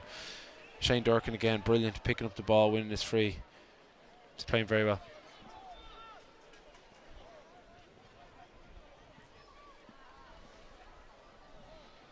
Yellow card for Ronan Hayes. Conor Kay is watching this final in the Netherlands. Hashtag Bodenaboo, says Conor Kay. Going your way so far, Conor. Your team lead by 3, 1-9 to 1-6. Shane Durkin is down. They'll hope he can play on, because he'd be a huge loss. They do have Malachi Travers on the bench. Very experienced former Wexford hurler, a big part of that 5 in a row team for Ballyboden.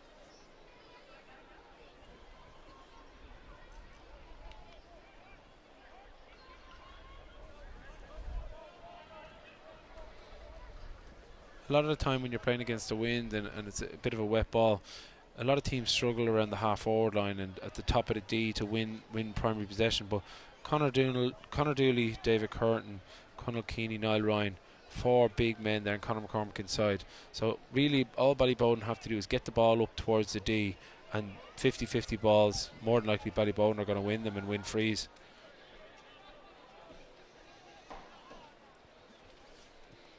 Well, all throughout that successful period that Ballyboden have had from 07 to 2013, when they collected 6 titles, they never really made the impact in Leinster that they wanted to. They'll know if they win today, they have a real chance, but they've got to get there first.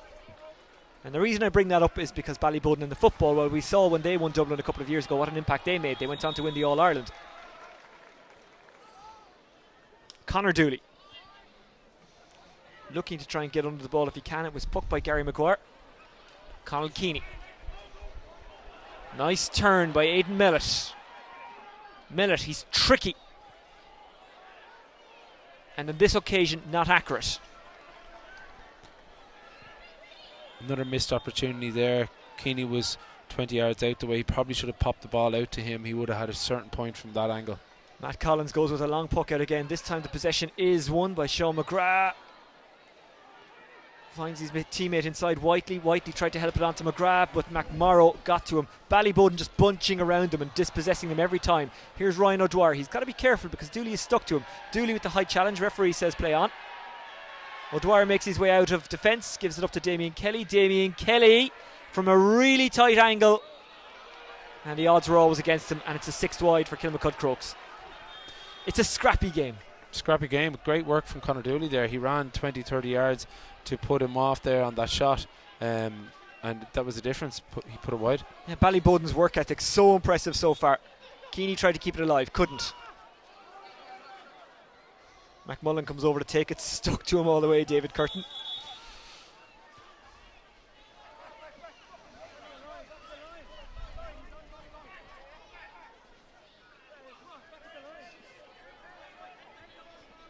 Keeney and Curtin battling for everything, saying that should be further back.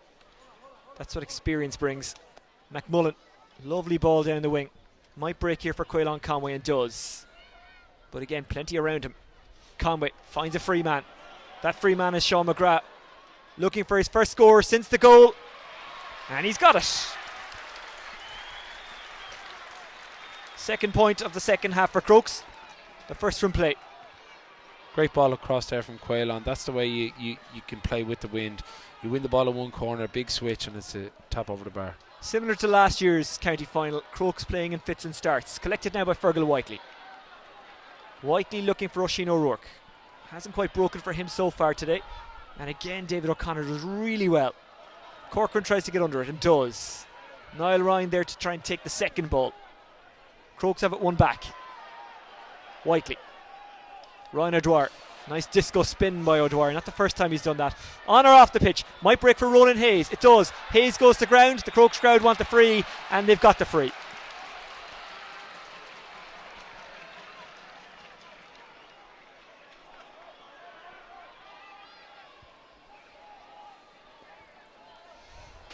David O'Connor having a word with the referee.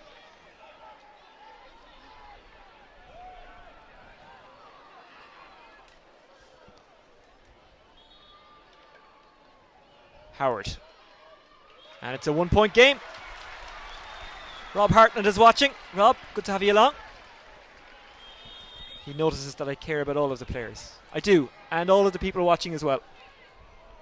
Gary Carney is watching from an oil rig in the North Sea. Gary, I hope you're enjoying the game. I'd say for once it's windier here than it is there. Gary Maguire sending long. Real battle for it in the middle. Here's Ryan O'Dwyer. O'Dwyer with the cool tech. It finds its way to Ronan Hayes. Owen O'Donnell mentioned the damage that Hayes can do if he turns. He doesn't get the turn on this particular occasion, and Crokes foul. It's a free out, and James Madden pumps the fists Milan style. Really, really good defending there by Luke Corcoran. Ronan Hayes got it and spun and was getting away from him, and just a little flick out of it, and now they've won the free out. It's great defending.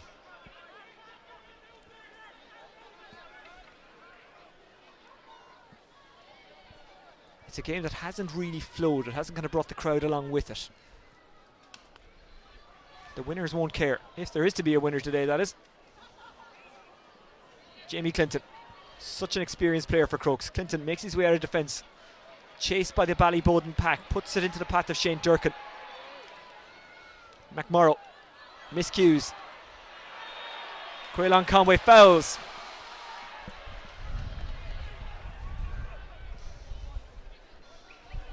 I think both teams, Oisin, now are deploying the sweeper. I think Ryan O'Dwyer is sitting back in around the 21 there, and I think Shane Durkin on the other side, I think he's coming back around the opposite 45. So there's a bit of a change on both sides of tactics. This is a difficult one for Paul Ryan. We've seen all day, especially in the first game. It's difficult for guys to get frees over from anywhere into that goal from around halfway. Ryan looking for his first of the second half. No, he's not. He goes short, and left in acres of space was David Curtin, and Curtin is unlucky. O'Carroll looks to see what's there. In the end, he just hits it long. Damien Kelly gets a stick on it but can't keep it in. Line ball to Ballyboden by my reckoning. No, referee says Kilmacud Crokes. Kelly wanted to take it quickly. There was nothing on, so he's going to leave it off for Whiteley.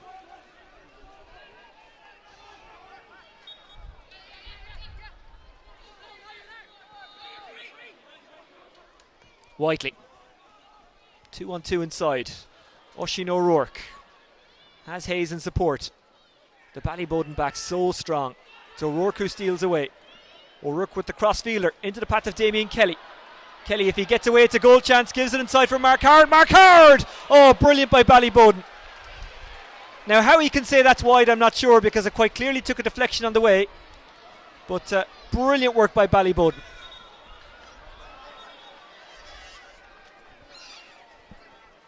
Was that a wide? Did it bounce wide? I thought it came off a Ballyboden stick. It looked like it came off a Ballyboden stick there at the end. Just it had that look. It just the way the ball diverted, it could only have hit off a defender's stick. The umpire the sun was in his eyes as well, so I doubt he could see much. I think the referee probably should have made a call on that one. Again, Oisin O'Rourke was brilliant in the corner here, and this is not for the first time. Crokes have that, obviously they've been practicing that reverse ball out to the 45 in the middle of the goal. Sean McGrath got a point earlier, and there's another point there from Damien Kelly. Could have been. Keeney goes up for it, can't get it. Here's Fergal Whiteley, takes a big shoulder. The referee lets it flow, and that's really good to see. In fairness to him, the referee has tried to let this flow whenever he has been able to in this game so far. Sean McGrath tries to collect it, does do so. McGrath and Whiteley working hard, Whiteley coming away with it. Niall Ryan in hot pursuit, as is James Madden.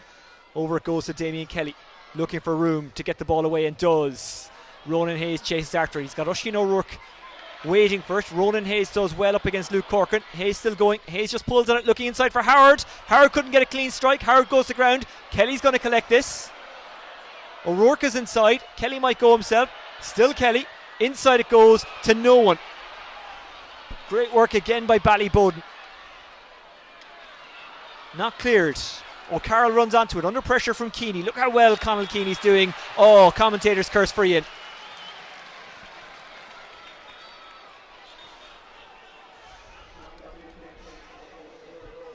Crokes making a change. McGowan is going off. I think it's Niall Corcoran's going off there. Was it? Sorry, I thought it said 7. It looks did like say 7. It's not the first mistake that's been made on that board looks today. Looks like he's pulled the Yeah. calf. Sad to see Corcoran go off. A man who's given so much to Kilmacud, Crokes, and Dublin Hurling, originally from Galway, won a minor with them from Ayers Court.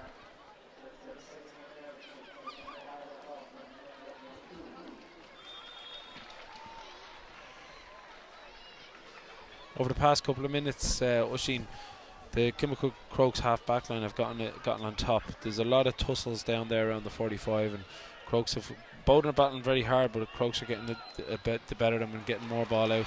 Mark Howard with the equaliser. He's third of the second half.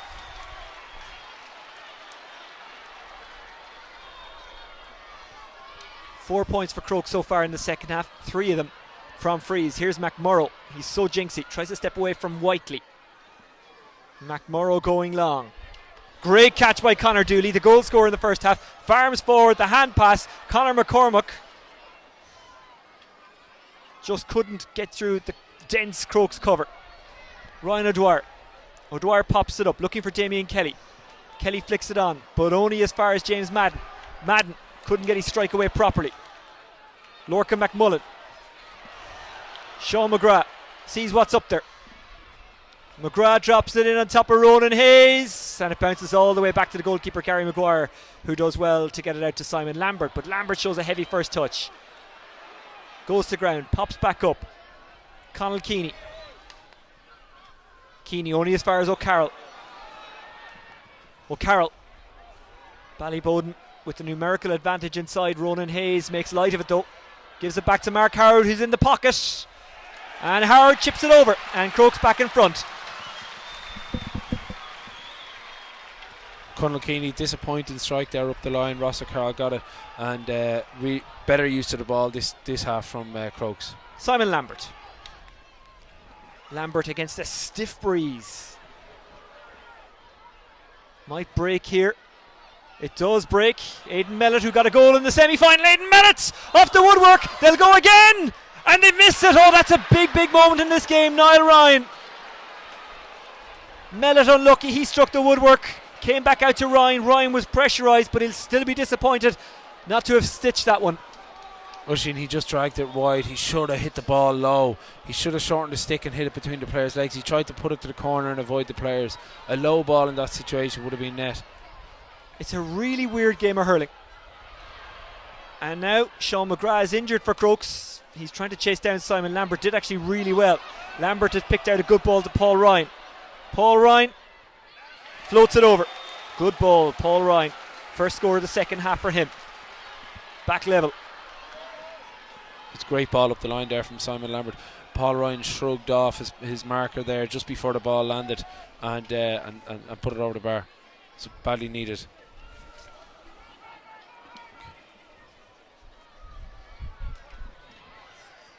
Batted away by Shane Durkin into the path of Damien Kelly. Referee says it's okay. Durkin battling for it. Free in Crokes.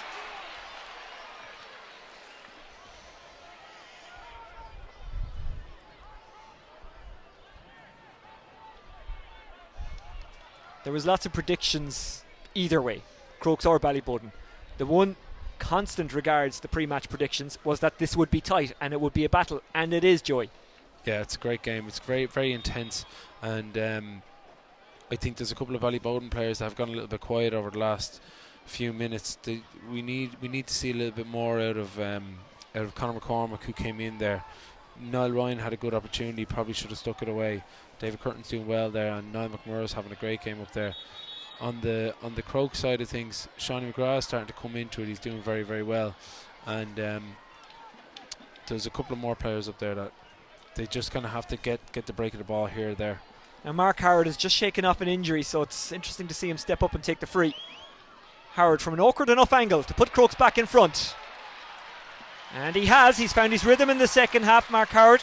It's his 4th from a free. It's his 5th overall.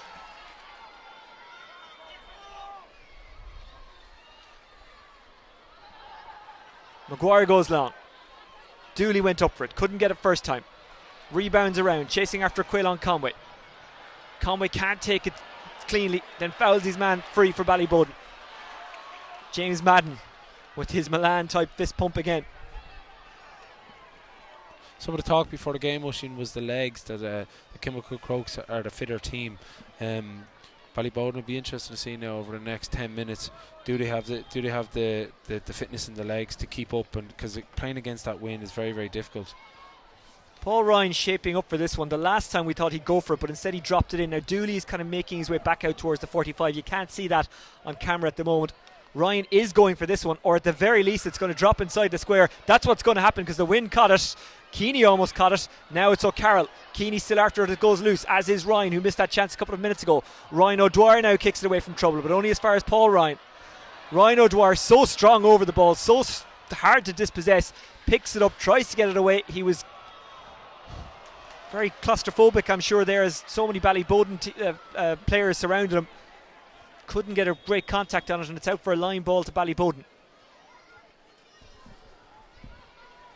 Ryan O'Dwyer and Conor Keeney going after it there, flat out. Really, really intense stuff over there on the sideline. 111 Kilmacud Crokes, 110 Ballyboden, 9 minutes to go. This game has absolutely flown by. By the way, we will have extra time if it's level at the end of 60.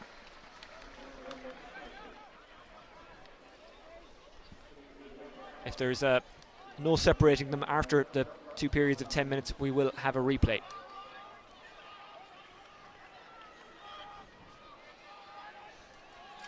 Keeney gets plenty of height on this one. Dooley went for it, but in the end it's wide. 11 wides for Ballyboden, 12, I beg your pardon, including the goal chance. Only 3 of those wides coming in the second half. Matt Collins, who's a big reason for Kilmacud Crokes being in this final, just goes straight down the middle of the pitch with his puck out. Might break here for Mark Howard. Doesn't. Over it now is Shane Durkin. It's a free in for Crokes. Again, Oisín, you see that late run through from the Kilmacud Crokes half forward line. Just as the ball is breaking around the D, they're tearing in each side, and the ball broke to him there, free in. An easy tap over now for Mark Howard.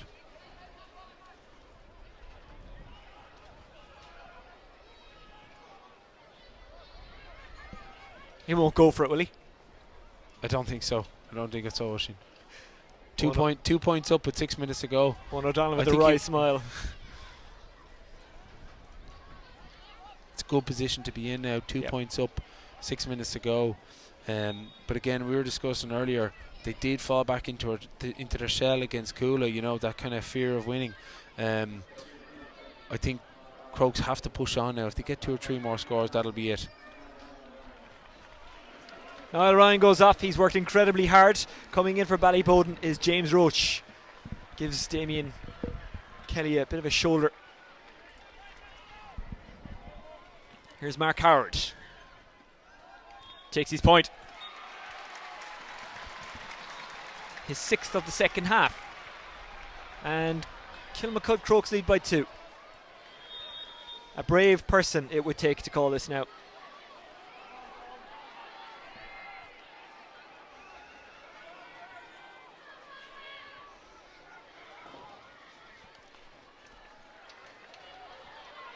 Long ball. Conor Dooley gets under it. What a fantastic catch by Conor Dooley. He is brilliant no matter where he plays, be it in goal or up front or around the middle as he is now. Fergal Whiteley tries to dispossess him. Here's Ryan O'Dwyer. Speaking of brilliant, Ryan O'Dwyer's tackled around the head by Niall McMorrow, and it's a free out. Big turnover there from Kilmacud Crokes. Conor Dooley winning the ball and running through, but again, not much coming of it. He should be winning the ball, running through and laying it off and getting a shot off or getting a ball inside. Ryan O'Dwyer is having an absolute stormer there. He's really had a great second half there, winning dirty ball, tackling, and again won another free there. A massive win there for Crokes. Robert Maloney watching us in Ballantyre. He says he's enjoying it while doing his tax return. Rather you than me. Mark Howard sends this one long. It's going to drop in or around the square, I think, or no, it has too much on it, and it goes wide. A 7th wide for Crokes. 3 of them have come in the second half. Robbie Maloney was actually a big part of the early experimenting of live stream commentary in Dublin GA. He was on the frontier of it, Joey. Ball intercepted by Lorcan McMullen. Yet to score in this game. Yet to score in the second half. Is he about to correct that error? McMullen? No. He's saying yes. The referee is looking down at the umpires. They're still saying no. Well. Where's Hawkeye when you need it? Just over 5 minutes to go when you take injury time into account. This one is not done yet. Free in for Ballyboden. A very well won free there by Simon Lambert. Again, against that win, it's very difficult to win possession around here. Paul Ryan needs this one. This one needs to go over for Ballyboden. Paul Ryan standing over it.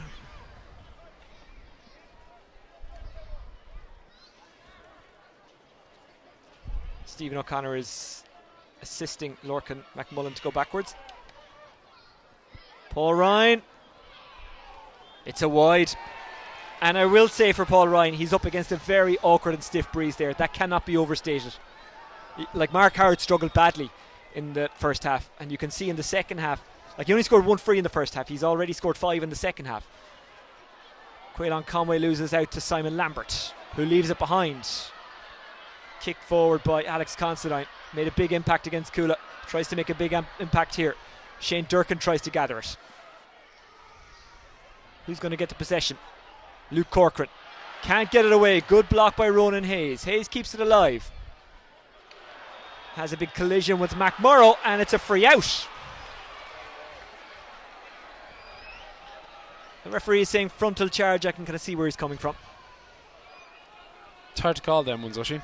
I think Niall McMorrow went in fairly hard and stood up chest to chest. It could go up 50-50, but then again, the referees generally give it to the team that are chasing.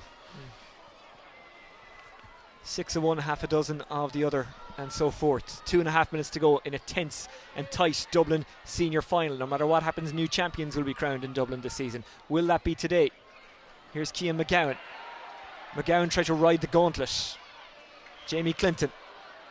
Clinton policed by Mellett. Referee's going to throw this one in, I think.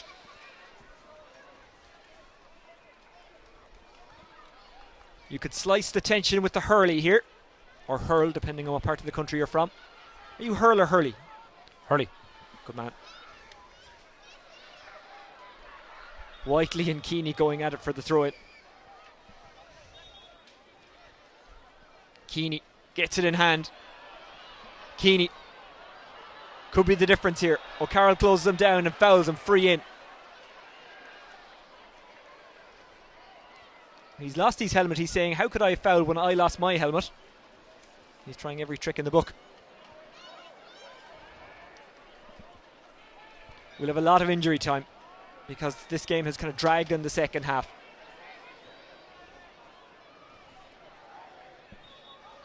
Referee actually throws it in because of that lost helmet. Here's McMorrow. Surely he's fouled. Free in.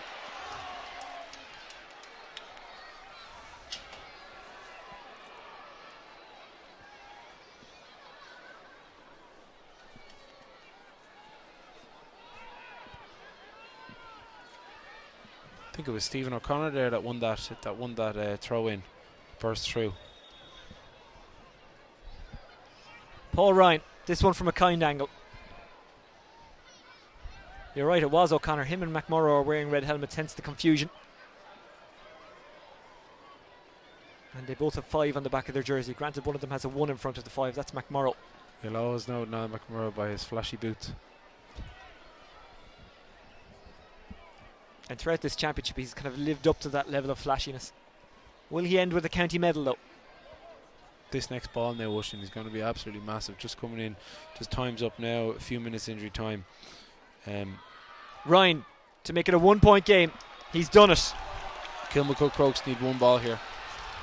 112 Kilmacud Crokes, 111 Ballyboden. We're 5 seconds short of the 60. How much injury time will we have? The board is about to go up. The ball is farmed long. Who's going to win it? It's a big couple of minutes. Shane Veal is on for Kilmacud Crokes. Alex Considine also on. He's been on with a while. He's trying to roll it into the hand. It is Veal. 3 minutes of additional time. Veal continues forward. Veal goes to ground. Referee says no free.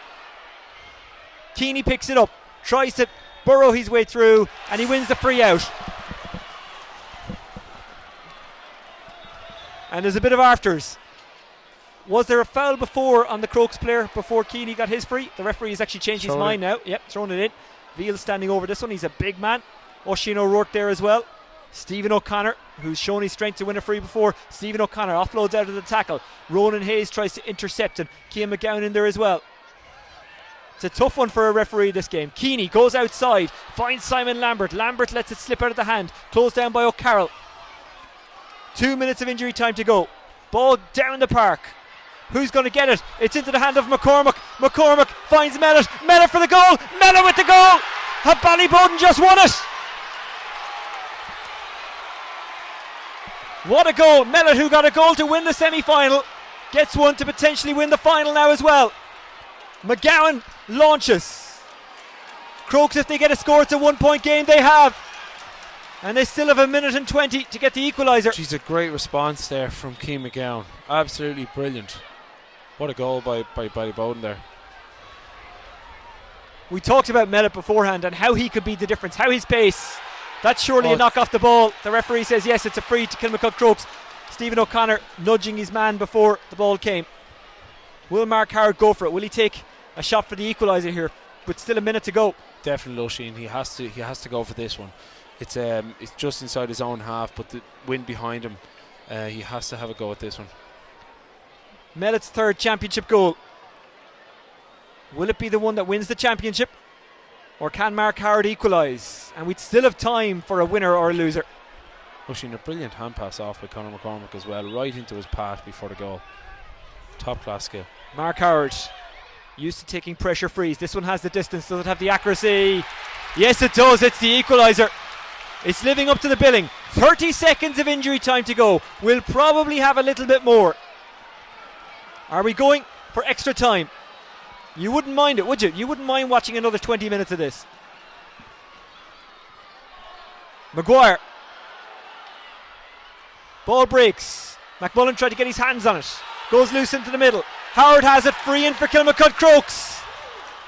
And the potential chance for Howard to win it for his team. Conor Dooley is down. A bit of a wild swing from Conor Dooley there. Ryan O'Dwyer was just about to pick the ball up. He just got it up in the air. Conor Dooley came late. Deserve it free in. The referee hesitated a little bit.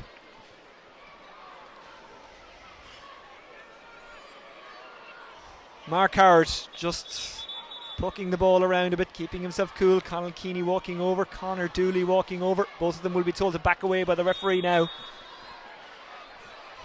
This is such a massive moment. The game essentially kind of doesn't ride on it, because I think if he misses, we're going to extra time. But if he scores it, Crokes will likely seal their first title since 2014, having lost the last 2 finals in a row. Howard is going to drop short. Hayes is under it, and it bounces wide. Never caught it right, Howard. He didn't strike it at all with conviction, not at all. I imagine we're going to extra time. We are going to extra time. Ballyboden 2-11, Kilmacud Crokes 1-14. It's actually fair enough in the end, isn't it? Yeah, it's a bit of a fair result. Oisin, great excitement at the end there. Fair play to Kilmacud Crokes for coming back, and they had a chance to win it there at the end. Just lacked that little bit of conviction, but looking forward to extra time now. Joey, we're going to give you a little bit of a break and bring Owen O'Donnell back in. The two sets of teams going back into the dressing room. We're going to stay with you throughout the break. I'm not sure how long the break will be. A couple of controversial calls by the referee towards the end, maybe against Crokes, but maybe that was measured up by the free for the equaliser and the potential free to win it. Mark Howard never caught that potential winning free well, did he? No, he didn't, but the one that counted was the one before to draw the game, which was a special free. So in fairness, Mark stood up where it counted, but Adrian Mellett, he was the big man in the semi-final, and he stood up again, got that crucial goal there in the last few minutes. Then Kilmacud with a great response very, very quickly. That was great thinking by Matt Collins to put out the ball quickly. So exciting finish, very exciting finish. Yeah, the last 10 minutes of the game really picked up and made up for a lacklustre first half. Well, Crokes fans will hope that going to extra time is an omen, because the last time they won the county title was in 2014 when they beat Jude's after extra time. Who's the happier dressing room? I'd say Crokes with a happier dressing room at the moment. They had a poor first half and really brought it back and then put themselves in a position. So they probably were disappointed they didn't win it in the 60 minutes. But Crokes have the younger team. We spoke about Bowden's experience, but that can come as a negative now coming into the later stage of the game where the legs might start to get heavy. So I say Crokes and Anthony Daly are their happier dressing room at the moment. The second half wasn't what you'd call free-flowing. Why was that? Did the teams cancel each other out, and if so, how? Because cancelling each other out, that's a bit of a wide-ranging, all-encompassing, very vague saying. Yeah, I think it is vague. I say it's more down to that there was a lot of tackling and hooking and blocking involved. I think both teams play to a system. Joe and Anthony work on hooks and blocks and work rate and tackling, so it wasn't free flowing in terms of that there was space or pockets that people could run into. So it was entertaining in terms of tackling and that kind of stuff, but we might get a bit looser in extra time here when legs start getting a bit tired and backs mightn't be able to keep up their men as much. So it'll be interesting to see how it plays out, that this extra time could be a totally different game altogether. Who do you think has the advantage going into extra time? I don't mean in a momentum sense of the way the game ended. I just mean legs, fitness, conditioning. It's hard to look past Crokes. They're 6 forwards, they're young lads. They've brought in 2 forwards there. But then having said that, James Roach, a former under 21 Dublin player, has been brought in. Adrian Mellett's very young. It's a tough one to call. I say Crokes are the happier at the dressing room at the moment, but as the players were leaving off the pitch, I could see Conal Keeney screaming at his teammates. So he didn't look tired there at all, and he was riling his teammates up. So I think Bowden will be far from finished here. Owen O'Donnell is with us on analysis. Owen O'Donnell of Dublin and Whitehall Cullen-Kills. Let's have a look out onto the pitch, because again it's a very special moment here on Dublin County Final Day. The kids are out pucking around. The weather is still good. We may need the lights for the second half of extra time. Just in case you're only joining us, we are going to extra time. The final score 2-11 to 1-14. Ballyboden 2-11, Kilmacud Crokes 1-14. Aidan Mellett, we thought he had got a goal to win it for Ballyboden, but back Crokes came, being the I was going to say champions there, but potential champions that they are, just like Ballyboden, who are waiting for a title since 2013. Crokes waiting since 2014, but twice in the last 2 years they lost finals against Coola, who went on to win All Ireland titles. I asked you at half-time, Owen, what will be said in the dressing rooms. I'm going to ask you again at full-time, knowing that we've got extra time to come. We'll start with the Ballyboden dressing room. What messages is Joe giving? What's he saying? How's he saying it? Yeah, I can imagine Joe is fairly freaking out now, but in a cool way. I say he's shouting and roaring, but he has a message there that he's delivering behind in the background. He'll be roiling his teammate. He knows that Bowden need to get up for the last 20 minutes of this game. They need to bring a lot of energy to this. So I'd say Joe will be shouting and roaring in there, but there'll be a hidden message. Not a hidden message, because it'll be direct, but it'll be a fairly frantic dressing room. And I say Daly, on their other hand, it's nearly a swap that he will be trying to keep everyone calm. They'll know that they have the advantage going in with the legs. They'll try to be playing to a system. They'll try to get runners in, and then you might even see a few more changes, and a few players might be back on that we saw left. Niall Corcoran and the likes might be coming on. He's had his 20-minute break now, and the experience might stand to him that just another cool voice back there. And Ryan O'Dwyer has been outstanding throughout the whole game at centre back. He has been an absolute leader, but then again you have to question the legs, so it's making out to be a very entertaining last 20 minutes. Keep your messages coming in. You can get us direct via Twitter at Oisin Langan, or you can get us via the Dublin Twitter page at Dublin GA. You can also make comments on the YouTube feed. We'd love to hear from you and what you think of the game and who you think will win it. Who do you think has the advantage going in to extra time? Is it Ballyboden, who were leading and then were pegged back, or is it Crokes, who were leading, then were reeled in, then somehow managed to claw a draw out of it and actually missed a free in the end to win it with what surely would have been the final puck? How difficult will that be for Mark Howard? He's got to put that out of his head, but how easy or otherwise is that to do? I say it'd be easy enough, to be honest, because he scored the one before, the important one that really mattered to put it on. And it stands to Crokes in general that they came back. A sucker punch goal late in the game like that is a really tough thing to come back from, and Crokes really flourished in the last 30 seconds, minute of the game, which is an admirable trait in them. So it's a never say die attitude. So Crokes will be hard bet now in this second half, but it's an extremely tough one to call. But I said it before the game and I said at half time that Crokes would win it, and I think I'm sticking with Crokes that they're the favourites at the moment. Well, congratulations to Faughs, who won the B final earlier on with a very convincing display against Plunketts, who made a fight of it in the second half, scoring 2 goals, but ultimately Faughs just outclassed them. Both of those teams going up to the A Championship anyway, so that wasn't up for grabs today. It was simply a trophy up for grabs. What fantastic scenes we're seeing here at the break, and some of these kids will be back here for the county final themselves in a couple of years. Owen O'Donnell, you were one of these kids a couple of years ago. Regards Ballyboden, in the second half they kind of faded away. The breeze was with Crokes for that second half, and it did make a difference. That breeze is a real factor. It is a real factor, and I think it's more than just helping the ball travel. There's a swirling wind kind of going into the car park entrance of Parnell Park. So we saw Mark Howard in the first half had difficulty with frees, and Paul Ryan in the second half had difficulty with frees. So it's more than just adding an extra 10 yards onto your ball factor. It's a real contributing factor. But the wind never won anything for anyone, and both teams can't blame the wind at the end of the game. So it's all to play for now. Both teams looking for a 7th county title, all of them coming fairly recently for Ballyboden. 07, 08, 09, 10, 11, 2013 for Kilmacud. Crokes, you've got to go back to 1966 for their first title.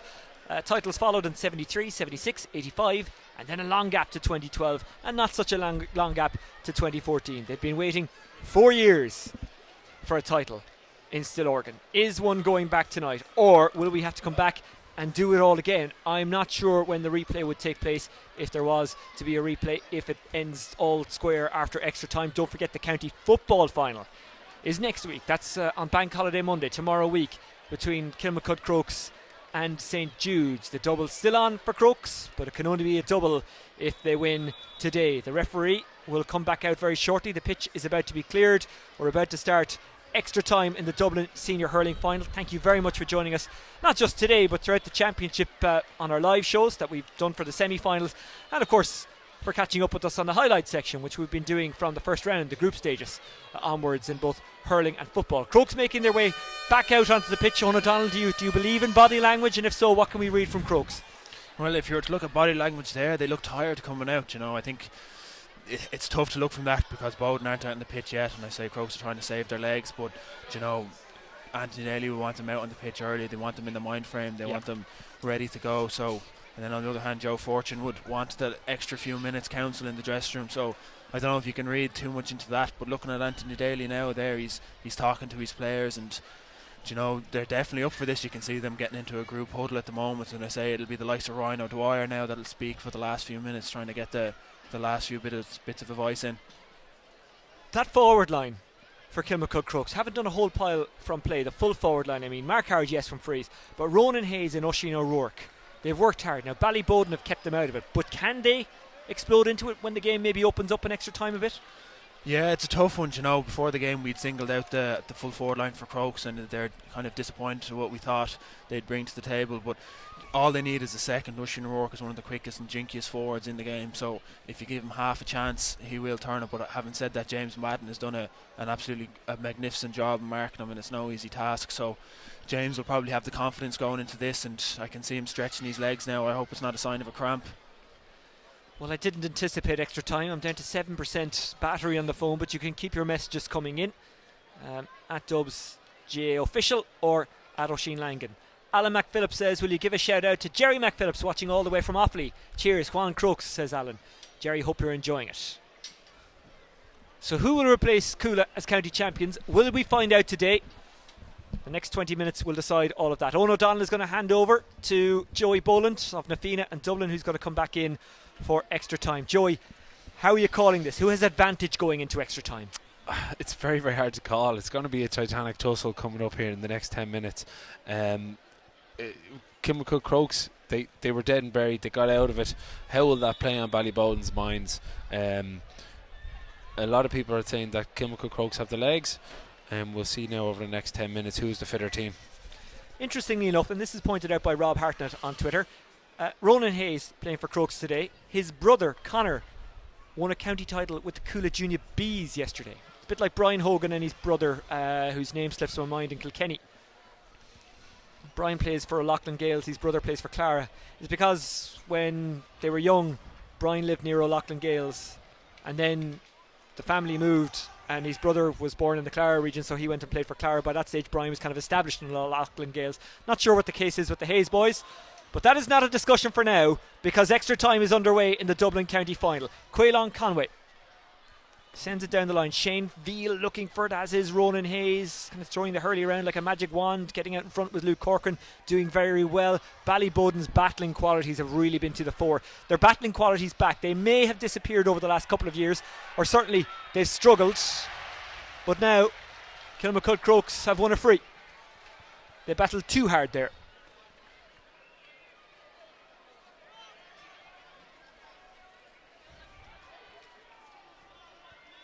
Mark Howard standing over the free.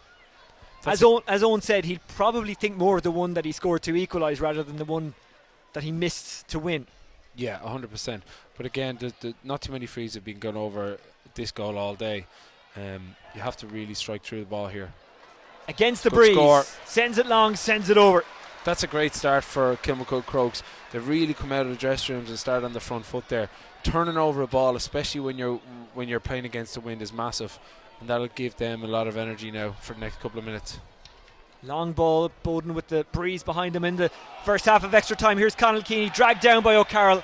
A smart challenge, he had to do it. He's going to pick up a yellow, but he'll tell you it was worth it. Bill O'Carroll's picked up an injury, he's limping. It was a very, very, very professional foul there by Ross O'Carroll. Conall get away. Conall have the legs on Ross. Conall was through.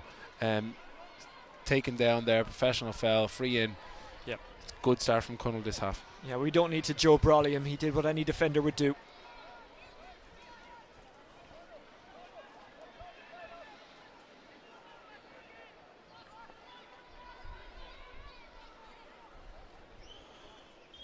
So Bowden to equalise. Have this one choked down before Ryan strikes it.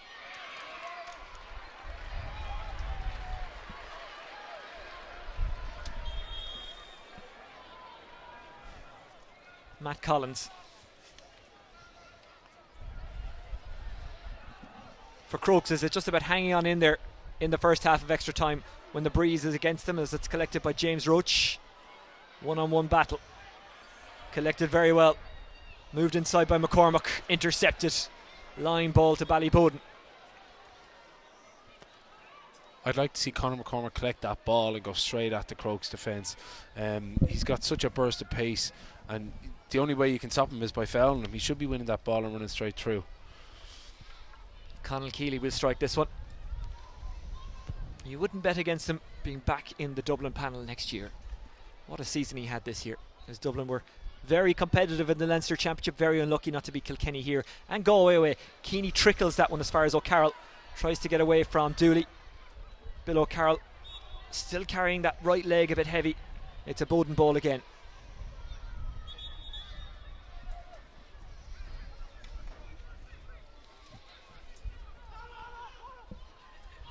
Making a sprint for the Simon Lambert. Covered by Niall Corcoran, not Niall Corcoran, I beg your pardon. By Quaylon Conway. Corcoran went off injured. Keeney doesn't catch it well. O'Carroll intercepts. O'Carroll wrapped up by McMorrow. Referee says no free. Ross O'Carroll couldn't keep it in. It's another line ball to Ballyboden. Is this first half of extra time going to be nothing but Ballyboden line balls?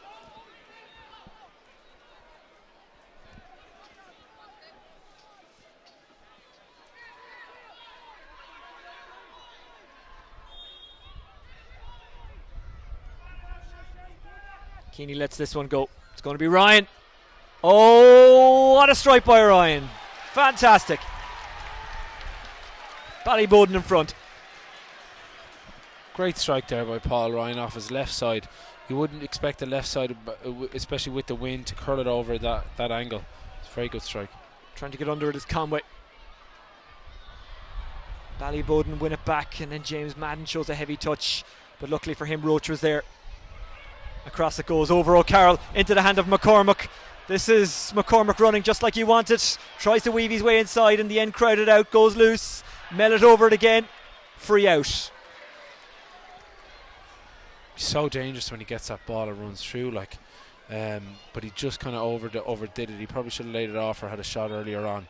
But good stuff from Ballyboden. James Madden did very well over the far side there. Collins. Mark Howard tries to get under it, bats it down. McMullen can't get to the breaking ball. Stephen O'Connor can. Conal Keeney, sprightly as ever, intercepted. Here's O'Carroll, he's got his brother outside. Ball played across. Ronan Hayes, yet to score in this game. Ronan Hayes, he's got 2-5 coming into the match, but hasn't really got a run of it today. Might come out here for Conway. Bowden battle for it. Real scramble for possession. Here is Ronan Hayes. Can't get away cleanly. Roach was absolutely stuck to him. They tried to work an angle for a shot. Here's Oisin O'Rourke, yet to score in this game. And O'Rourke misses. Lovely little jink there by Oisin O'Rourke to shake off about 3 Ballyboden defenders. Off his weaker right side, he just put it too short to the right hand side there. Keeney's dropped back essentially as a sweeper, a position he played with great success for Dublin, and that's a foul on Dooley, and it's a free in straight in front of the post. Ryan O'Dwyer didn't get away with that one. They all just did nudge as the ball was landing. Conor Dooley made the most of it, just right under the referee's nose. He had no other choice but to give a free in. Big shout out to Nike Air Jerry watching in London today. Gwan Bowden says Stephen Cullen. Stephen, glad to have you with us.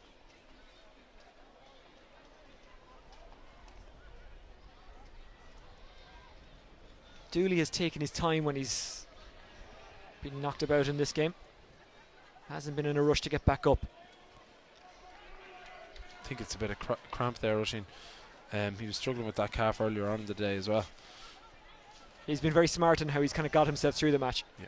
Such an effective hurler, such an effective player. Crossmaglen champions of Armagh again. In football, obviously. They've won today's final. Here is Ryan. Who's going to win this final? Will we have a winner? Ryan is hoping that it's his team, and they're 2 in front.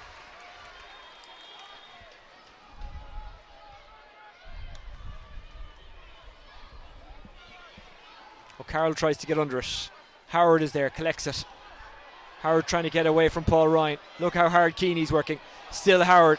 Howard towards the goal, has options. Still Howard. Howard pops it out. Considine tries to make his way along the end line. Keeney bumps into him. Free in for Crokes. That was well won by Considine. Clever play. Really good play by Considine. You would have thought that he would have played that ball back out to the 45 there. But he had the conviction to kind of run in along the end line, draw the free. Really important point against the wind. They haven't been free-flowing, Crokes, in this game, have they? No, they've just similar to last year. Been playing in fits and starts. And that's to Bowden's credit, as it was to Coola's last year. Mark Howard.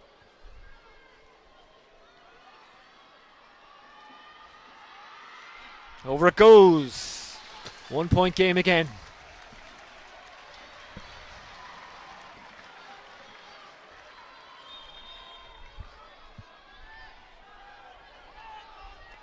Dooley. Intercepted. Brilliant catch by Bill O'Carroll from the puck out of Gary Maguire. Considine, who won the free from Mark Howard a couple of seconds ago, loses his stick but wins the free. He's been effective in extra time so far. He's a big lad, really, really good ball. Diagonal ball in on top of the D, especially when you're playing against the wind, is crucial. Tapped it down to himself, won the free. Very, very important score now, this coming up.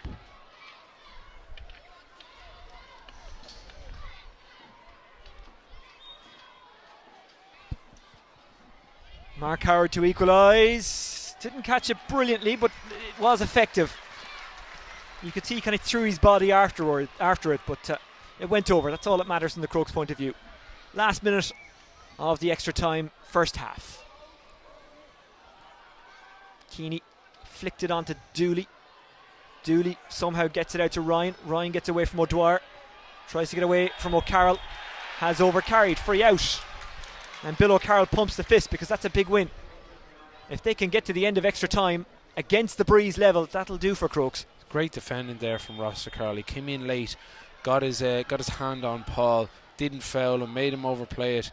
Really, really big turning point in the match there. Ryan O'Dwyer had a chat with Matt Collins about who was actually going to strike it. I think it will be O'Dwyer who'll get the cool tech behind this, or maybe it's the Reynolds Hurley. They make the synthetic Hurleys as well. Mark Howard couldn't gather it. Here's Stephen O'Connor.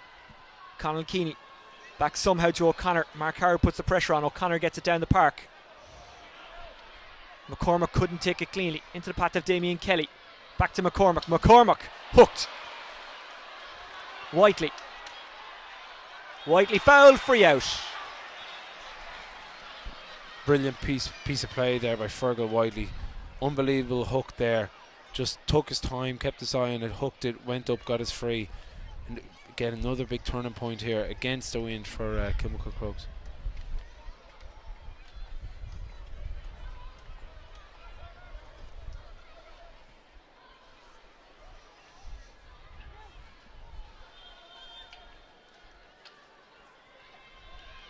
Cian McGowan into the corner. Oisin O'Rourke breaking after it.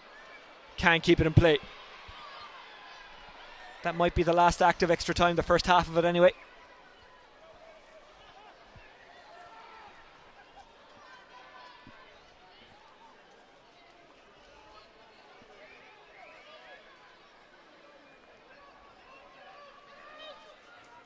David O'Connor. Last strike of the first half of extra time, and it's level again. Ballyboden 214, Kilmacud Crokes 117. Joey, what have you made of it? It's to be honest, Kilmacud Crokes just did what they had to do that half. They just really defended well, tried to keep Ballyboden out. Ballyboden really didn't make use of the wind that half, and now that the legs are getting a bit tired, it's going to be difficult for them now in the second half to kind of to get up the pitch and to win ball and to get a score. So I think that especially in the second half of extra time when the legs are tired, with the wind is always a massive advantage. What do you think? What do you think is being said in the huddle? Well, from Ballyboden's point of view, they're going to have to try and win a couple of frees because they're not getting much change from, or they're not getting many scores from play. I think that they're going to have to focus on winning that primary possession, bring their big men out like they did in the second half, win a couple of balls. I think Crokes are going to have to play exactly like they did in the second half. They're going to have to spray the ball wide and take their scores when it comes on, because Ballyboden naturally will be a little bit looser in the second half with the tired legs and against the wind. So Crokes just have to stay calm and take their chances when they do come. Some of the players taking on some energy drinks, some of them having some water. I've just had a sup out of a 4-hour-old coffee. I don't mind. It's not bad cold. Ballyboden, how are they feeling going into the second half of extra time, knowing that breeze is against them? There I go on about the wind again. The only thing is, I suppose they did do pretty well in the second half as well against the wind. They do have big men. They do have ball winners up there. The likes of Conal Keeney, but I think Conor Dooley, he's struggling with that calf, with the cramp. So he was a massive addition to them in the second half against the wind. So I think Conor McCormack has come into it a little bit, so he could have a bit to play in this game yet. Yeah, because when he gets the ball and turns, there's no wind going to stop him. It's very hard for a defender to stop him. Well, the crowd has stayed with both teams. Still a good atmosphere around Parnell Park, which is a great kind of amphitheatre of hurling. It's a long pitch, but it's a thin pitch. And on county final day, Joey, there is nowhere to hide. There's nowhere to hide out there, especially the last 10 minutes of a county final.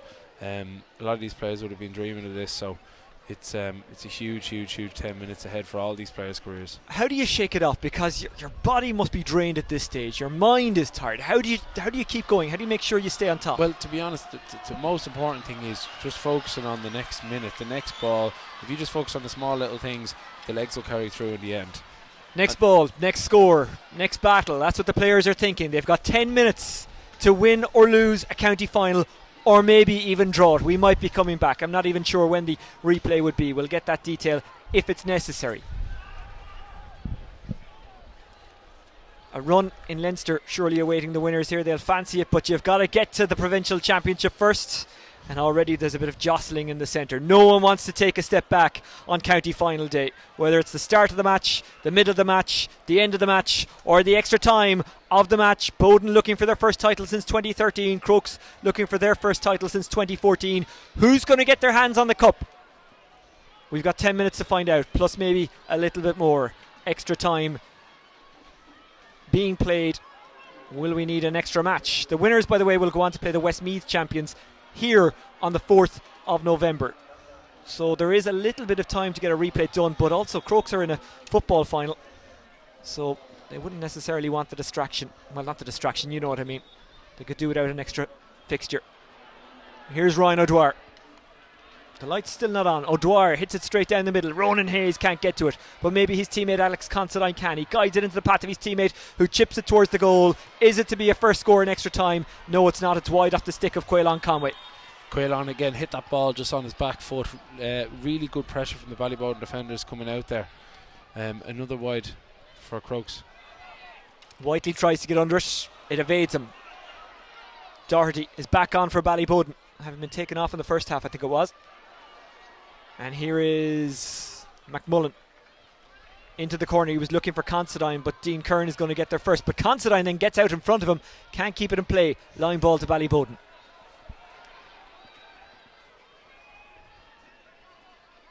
Just showed the legs there that Considine has on Dean. He had such a big impact in the first half of extra time. Big man, so high ball in with that wind could be a route for Crokes to go this second half. Intercepted by Ross O'Carroll, trying to dig it up is Simon Lambert. That ball squirts out, goes out over the line. Crokes ball. It's right in front of the Crokes bench as well. Anthony Daly, you'd see him from space with that baseball cap. You can just tell him, and tell who he is. Lively as ever, standing right beside Whiteley. Whiteley into the middle, looking for Veal. He's found Veal. Great catch. Can Veal find the finish to match? Yes, he can. Young Shane Veal. He's had a very, very good impact again. Big man coming on, caught the ball, turned. Really good strike over the bar at this time of the game. McMorrow finding it hard to escape, but does well to get it away to Ryan. Free out one. McMorrow was fouled by Veal.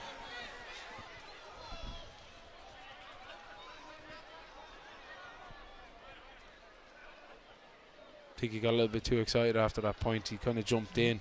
Might get a yellow card for this one here. Paul Collins in, making sure everything's okay, taking the water back off with them. Veal gets the yellow card.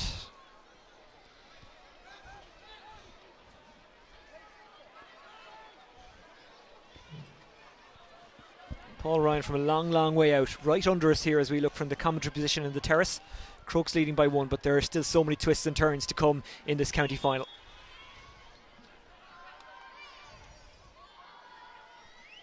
Between two old rivals. Paul Ryan. That's quite a ball. Is it going to go all the way over? Yes, it is. What a shot from Paul Ryan. And we're level again. Unbelievable strike from Paul Ryan there from inside his own half. We've been saying all day it's so hard to get even a score off in your own half against that wind. Really good strike, really good strike. Stevie O'Dwyer is about to come in for Kilmacud Crokes. He can move quite quickly. Roach has gone off for Ballyboden. Matt Collins goes long with the wind at his back. Hayes went up for it, Veal went up for it. Might come here to Quillan Conway and does. Whiteley back to O'Carroll. O'Carroll winds up. And that's quite a score by O'Carroll. It stayed in the air. It had quite a lot of hang time. It was like a transatlantic flight. It stayed up there for so long, but eventually it went over. Maguire. McMurrow misses it. O'Carroll's onto it again. I was about to say there's 2 O'Carrolls out there, but there is. Into the hand of Oisin O'Rourke. O'Rourke gathers. 3 around him, 2 around him. Loses possession. He's been so tightly marked all day. Now it's Ronan Hayes. Hayes back to O'Carroll. Does he fancy one from this side, having got one from the other? O'Carroll accidentally into Veal. Veal has got Durkin all over him. Trying to roll lift it up as Oisin O'Rourke. Veal there again. Oisin O'Rourke. O'Rourke going for his first of the game. He's timed it well. Good score for Oisin O'Rourke. So sharp in the ruck there, Oisin O'Rourke. That's what he's brilliant at. Flicking the ball out, creating a little space and swung it over. 120 Kilmacud Crokes, that's 23 points. 215 Ballyboden, that's 21. Again, this is not done yet. That was Oisin O'Rourke's last act of the game. He's limping off. He's been replaced by Stevie O'Dwyer. So Oisin O'Rourke's Dublin Championship ends on 115.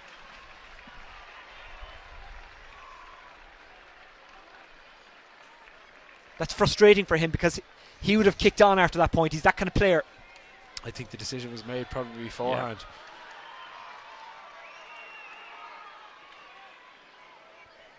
Durkin receiving treatment. That Sunday night fear feeling put off for another 20 minutes at least, thanks to the extra time. The band waiting to play the Glen Rowe music.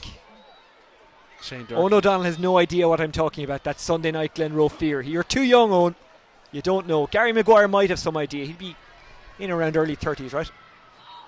Lorcan McMullen can't win it. Simon Lambert ploughs on. Ryan O'Dwyer is there. Hurley broken. Free out. Interesting. Interesting call by the ref. Wasn't it just a guy? He was so far away from it. I thought he would have let it play on. I didn't see a clear free there.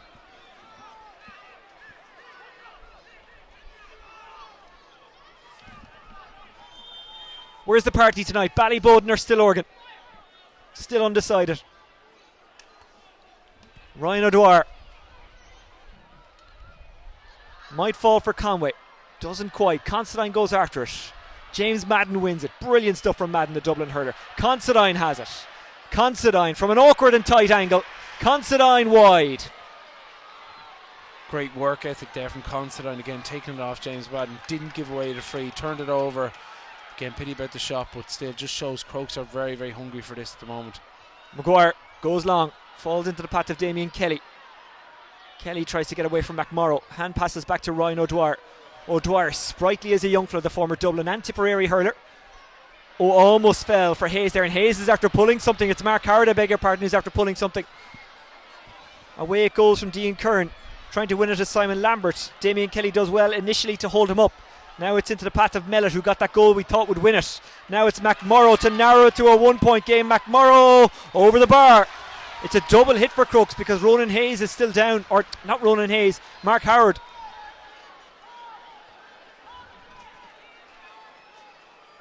It might be just cramp. I say just cramp like it's nothing, but if cramp hits you and hits you hard, you are going down. Simon Lambert as well has a little bit of cramp here. Matt Collins, 7.5 minutes played of the second half of injury time. Crokes essentially down to 14 at the moment. Ball collected by James Madden. He does not deserve to be on the losing side today. It's not always how it works though in hurling or any other sport. Cian McGowan battling for it alongside Killian Byrne. It's won by Cian McGowan. McGowan taps it up to Bill O'Carroll. O'Carroll loses. Regathers. McMurrow is onto him. Gives it back to Ryan O'Dwyer. O'Dwyer goes long. Crokes back up to the full complement. Chasing after the Stevie O'Dwyer. Dean Kern gathers. Kern back to the goalkeeper who just about keeps it in play.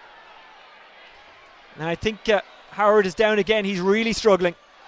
Great catch. This is Paul Ryan. Paul Ryan, will he shoot from there? No, he won't. He'll drop it into the forward line. The odds against his team though. O'Carroll collects. 1 minute and 30 or thereabouts to go. Just a little more. O'Carroll. Kelly. He'll be hit hard. Kelly rides the tackle. Away it goes. Howard is still struggling. Howard can barely run. O'Dwyer can't get to it. Here's Conall Keeney. Conall Keeney. This is one for the forwards to battle for. Hurley in. Free in. Free in. Jamie Clinton gave it away, and the chance to equalise for Ballyboden. Really, really good defender from Dean Kern there. The last 2 balls have come in. He's stood up, he's burst out, he's played it well. Has been having a great game for Ballyboden so far. Mark Howard has indicated off camera to the bench he's done. He's limping off. They've got to get someone on. They have. It's Barry O'Rourke. Howard tried his best to plough on.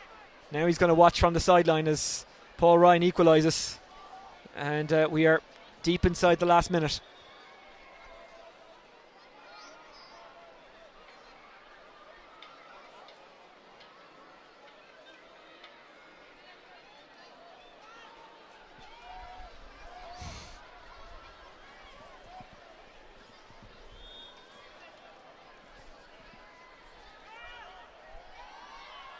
Ryan takes his point. We're all square with 20 seconds left, plus injury time. Is there to be a winner or loser today, or are we coming back to do it all again? It's getting dark. They probably should have turned on the lights.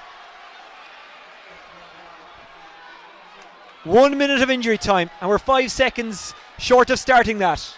Matt Collins goes long.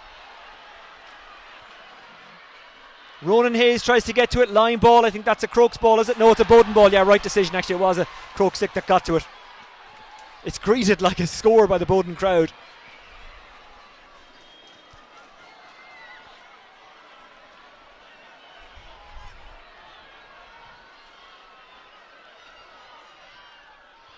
They get good air on it. Kelly tries to get there, comes to a Boden man. That Boden man is Killian Byrne. Killian Byrne racing away. If he gets his strike away, if he gets a point, he'll probably win it for his team. He gets it again. Trying to close him down is Jamie Clinton. Gets it across the park. Mellett looking for it. Paul Ryan chasing after it. It's Ryan. Ryan stepping inside. Ryan potentially to win it for Boden. Ryan doesn't strike it well at all. Oh, Collins slipped and it almost cost his team. Jamie Clinton fires it long. There's only one Crokes man in the middle, so Ballyboden have the advantage again. But they couldn't take the advantage. Here is Quaylon Conway. Now it's Lorcan McMullen. He is not fouled, says the referee. There's a battle for it. We're now over the 1 minute of injury time. The referee blows the full-time whistle. It ends in a draw. Ballyboden 217, Kilmacud Crokes 120. What did you make of that, Joey Boland? Unbelievable. Paul Ryan stepped inside Russell Carroll there. If he had a shortened the stick and clipped it over, it would have been a Ballyboden win. I say it's a fair result though, Sheen. Yeah. 2 teams went. Neither of them played to their full potential. A lot of wise on each side. A lot of tension out there, but I think a draw is a fair result. We'll come back for extra time. Maybe they're announcing when the replay is. I can't quite hear it, but you know what? I don't mind coming back to watch these two again, because that was a titanic battle. You say it's a fair result, but will any team feel maybe they left it behind today? Well, if you think back to the original, like when Ballyboden, if you score a goal in injury time and you go 2 up, you know it's criminal to concede, to turn off, and to not allow the quick ball for the Kilmacud point. Then again, look, Crokes had the chance, didn't they? Had one puck of a ball from the midfield with the win to win it. And Paul Ryan there at the end, he stepped inside. All he had to do was clip it over. But look, you know, these things happen in matches. You know, it's very. You can look back and you can say, oh, we should have, could have, would have. But I think a draw. I think both teams would be happy to get out of here with a draw and regroup and go at it again. I don't think we have a date for the replay. Probably. I'm not sure if we do. We'll clarify that if we do. But it's the Brian Cody thing now, isn't it? Remember at the end of the 2012 drawn game against Galway, guys were down from the Kilkenny point of view, and Cody came in and he said, well, isn't it great to get another crack at an All-Ireland final? This is what you dream of doing. Now you get 2 in 1 year. That's what the managers maybe should be saying to these players. You get 2 county finals in 1 season. 100%. It's all about flipping it to a positive now. Both managers are very experienced. They're going to regroup the players. They're going to take the positives from it. They're going to learn a lot, obviously, from it. Both teams having that extra 10 minutes each half in the legs, they'll be flying now in the next week or 10 days whenever we get the date for the next game. Throws up a bit of an awkward one for Kilmacud Crokes, who are also in the county football final. That's tomorrow week against St Jude's. There isn't too much crossover among the squad, granted, but just club-wise, it's not ideal. What do you think both managers will have learned from today going into the next game? Well, there's a lot of matchups there that, like the likes of Ross O'Carroll did very, very well on Conor Keaney. From Ballyboden's point of view, they'd hopefully get Conor Dooley back fit, because he had a good bit of joy when he was centre forward on Ryan O'Dwyer. They would have learned a lot, and they'll look back over the video analysis now over the next couple of days. And I think the matchups, they'll have a lot more knowledge about who to mark on who the next day. Okay, let's bring Owen O'Donnell in. Joey, for now, thank you very much. I'm sure you'll be back for the replay. We don't know when that will be as of yet, but keep an eye on the Dublin social media channels and you will find out. Owen O'Donnell joining me. Owen, who won the draw and who lost the draw? Jesus, it's a tough one. It's a tough one. I think Ballyboden have certainly answered the question about did they have the legs for it. They played extra time there and they looked just as fit as they did from the start, so that'll answer the question for the next day. Crokes probably were disappointed with how they played and were lucky to get out with the draw in the end. Paul Ryan had a great chance at the end, probably should have taken his point instead of trying to force a goal, but these are the things that people will learn from, and you and yourself and Joey were talking about what managers will learn. It'll be interesting to see the matchups for the next day. You talked about Ross and Keaney. That was a great matchup, but for me, what Daly will want for the next day is to get a lot more of his forward, and especially his full forward line. They've been the danger men all year, so he'll want to get a lot more from them. Everyone's a winner, everyone's a loser. It is a draw in the Dublin Senior Hurling Final. So hard to separate these two. It couldn't be done today. 117 to 220, the final score. As a player, how do you feel about this? Yeah, as a player, I'm looking forward to another game. It was some spectacle now. But if you were one of those players who was out there and got the draw, like, are you feeling good or are you feeling bad about this? Yeah, probably a draw now is a tough result for the players. It's been a long year. I say Kilmacud and Ballyboden started probably this time last year, started training for this. So it's a long time coming. The replay mightn't be for another 2 weeks. Probably won't be next week with the football final and things. So could be Friday maybe. We don't know. Anyway, could be Friday. We don't know where it is, but it adds a lot. And players have taken time off work and things like that. So it's a tough added stress on the players. I don't know what the solution could be. You could do what they tried in the Walsh Cup this year of another 5 minutes and then a free taking competition, but that doesn't seem fair to finish it on that. No. So it's just one of them things you have to get on with. But just in terms of a player's point of view, it's not an ideal scenario. It would have been nice to have it finished today. Incidentally, what would you have done if a corner forward had grabbed you and pulled you into position as I just did there? I probably would have done a lot worse, especially to a Waterford man. Oh, well, that's throwing down the gauntlet. Owen, thank you very much for all your help today. Joey was along with us earlier on. Joey Boland, thank you for watching. Keep your messages coming in. Remember, you'll be able to watch this back in full, and it is worth watching because it was quite a battle. And before that, obviously, with Faughs and Plunketts, Faughs winning that Senior B title. The wait goes on for Ballyboden and Kilmacud. Crokes for Ballyboden, as we were saying. The wait has been there since 2013. It'll go on for at least another week for Crokes, at least another week for their wait for a title as well. 2014 when they last won it. It's been a long day, so thanks for joining us. We will be back with the football final and the hurling final whenever that is. For now, from Parnell Park, it is goodbye.